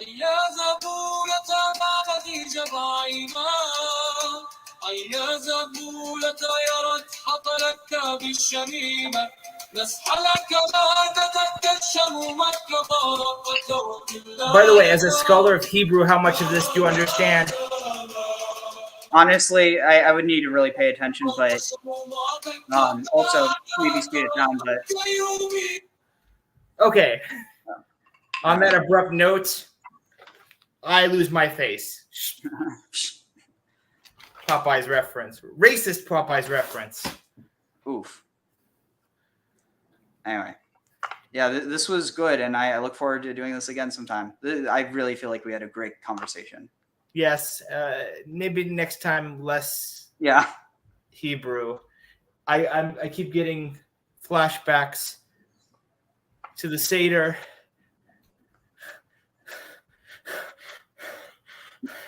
I'm a little bit dramatic. You're noticing I'm a little bit like my brother, right? Yeah. Yeah, it's wild that, like, seriously, such a small world. I ended up realizing that I know Colette's brother, like, not super well, but like well enough that I recognized him when I was like, wait, what? He's the random guy who appears in some of my older videos. Ah, nice. But maybe sometime I'll share you the videos that I set to private that he was in, so you can embarrass him when you go to that tango meeting. Okay, now let's seriously hang up, okay? Yeah. All right. Thanks, everyone. Take care. I'll cue at the. Ciao. Bye.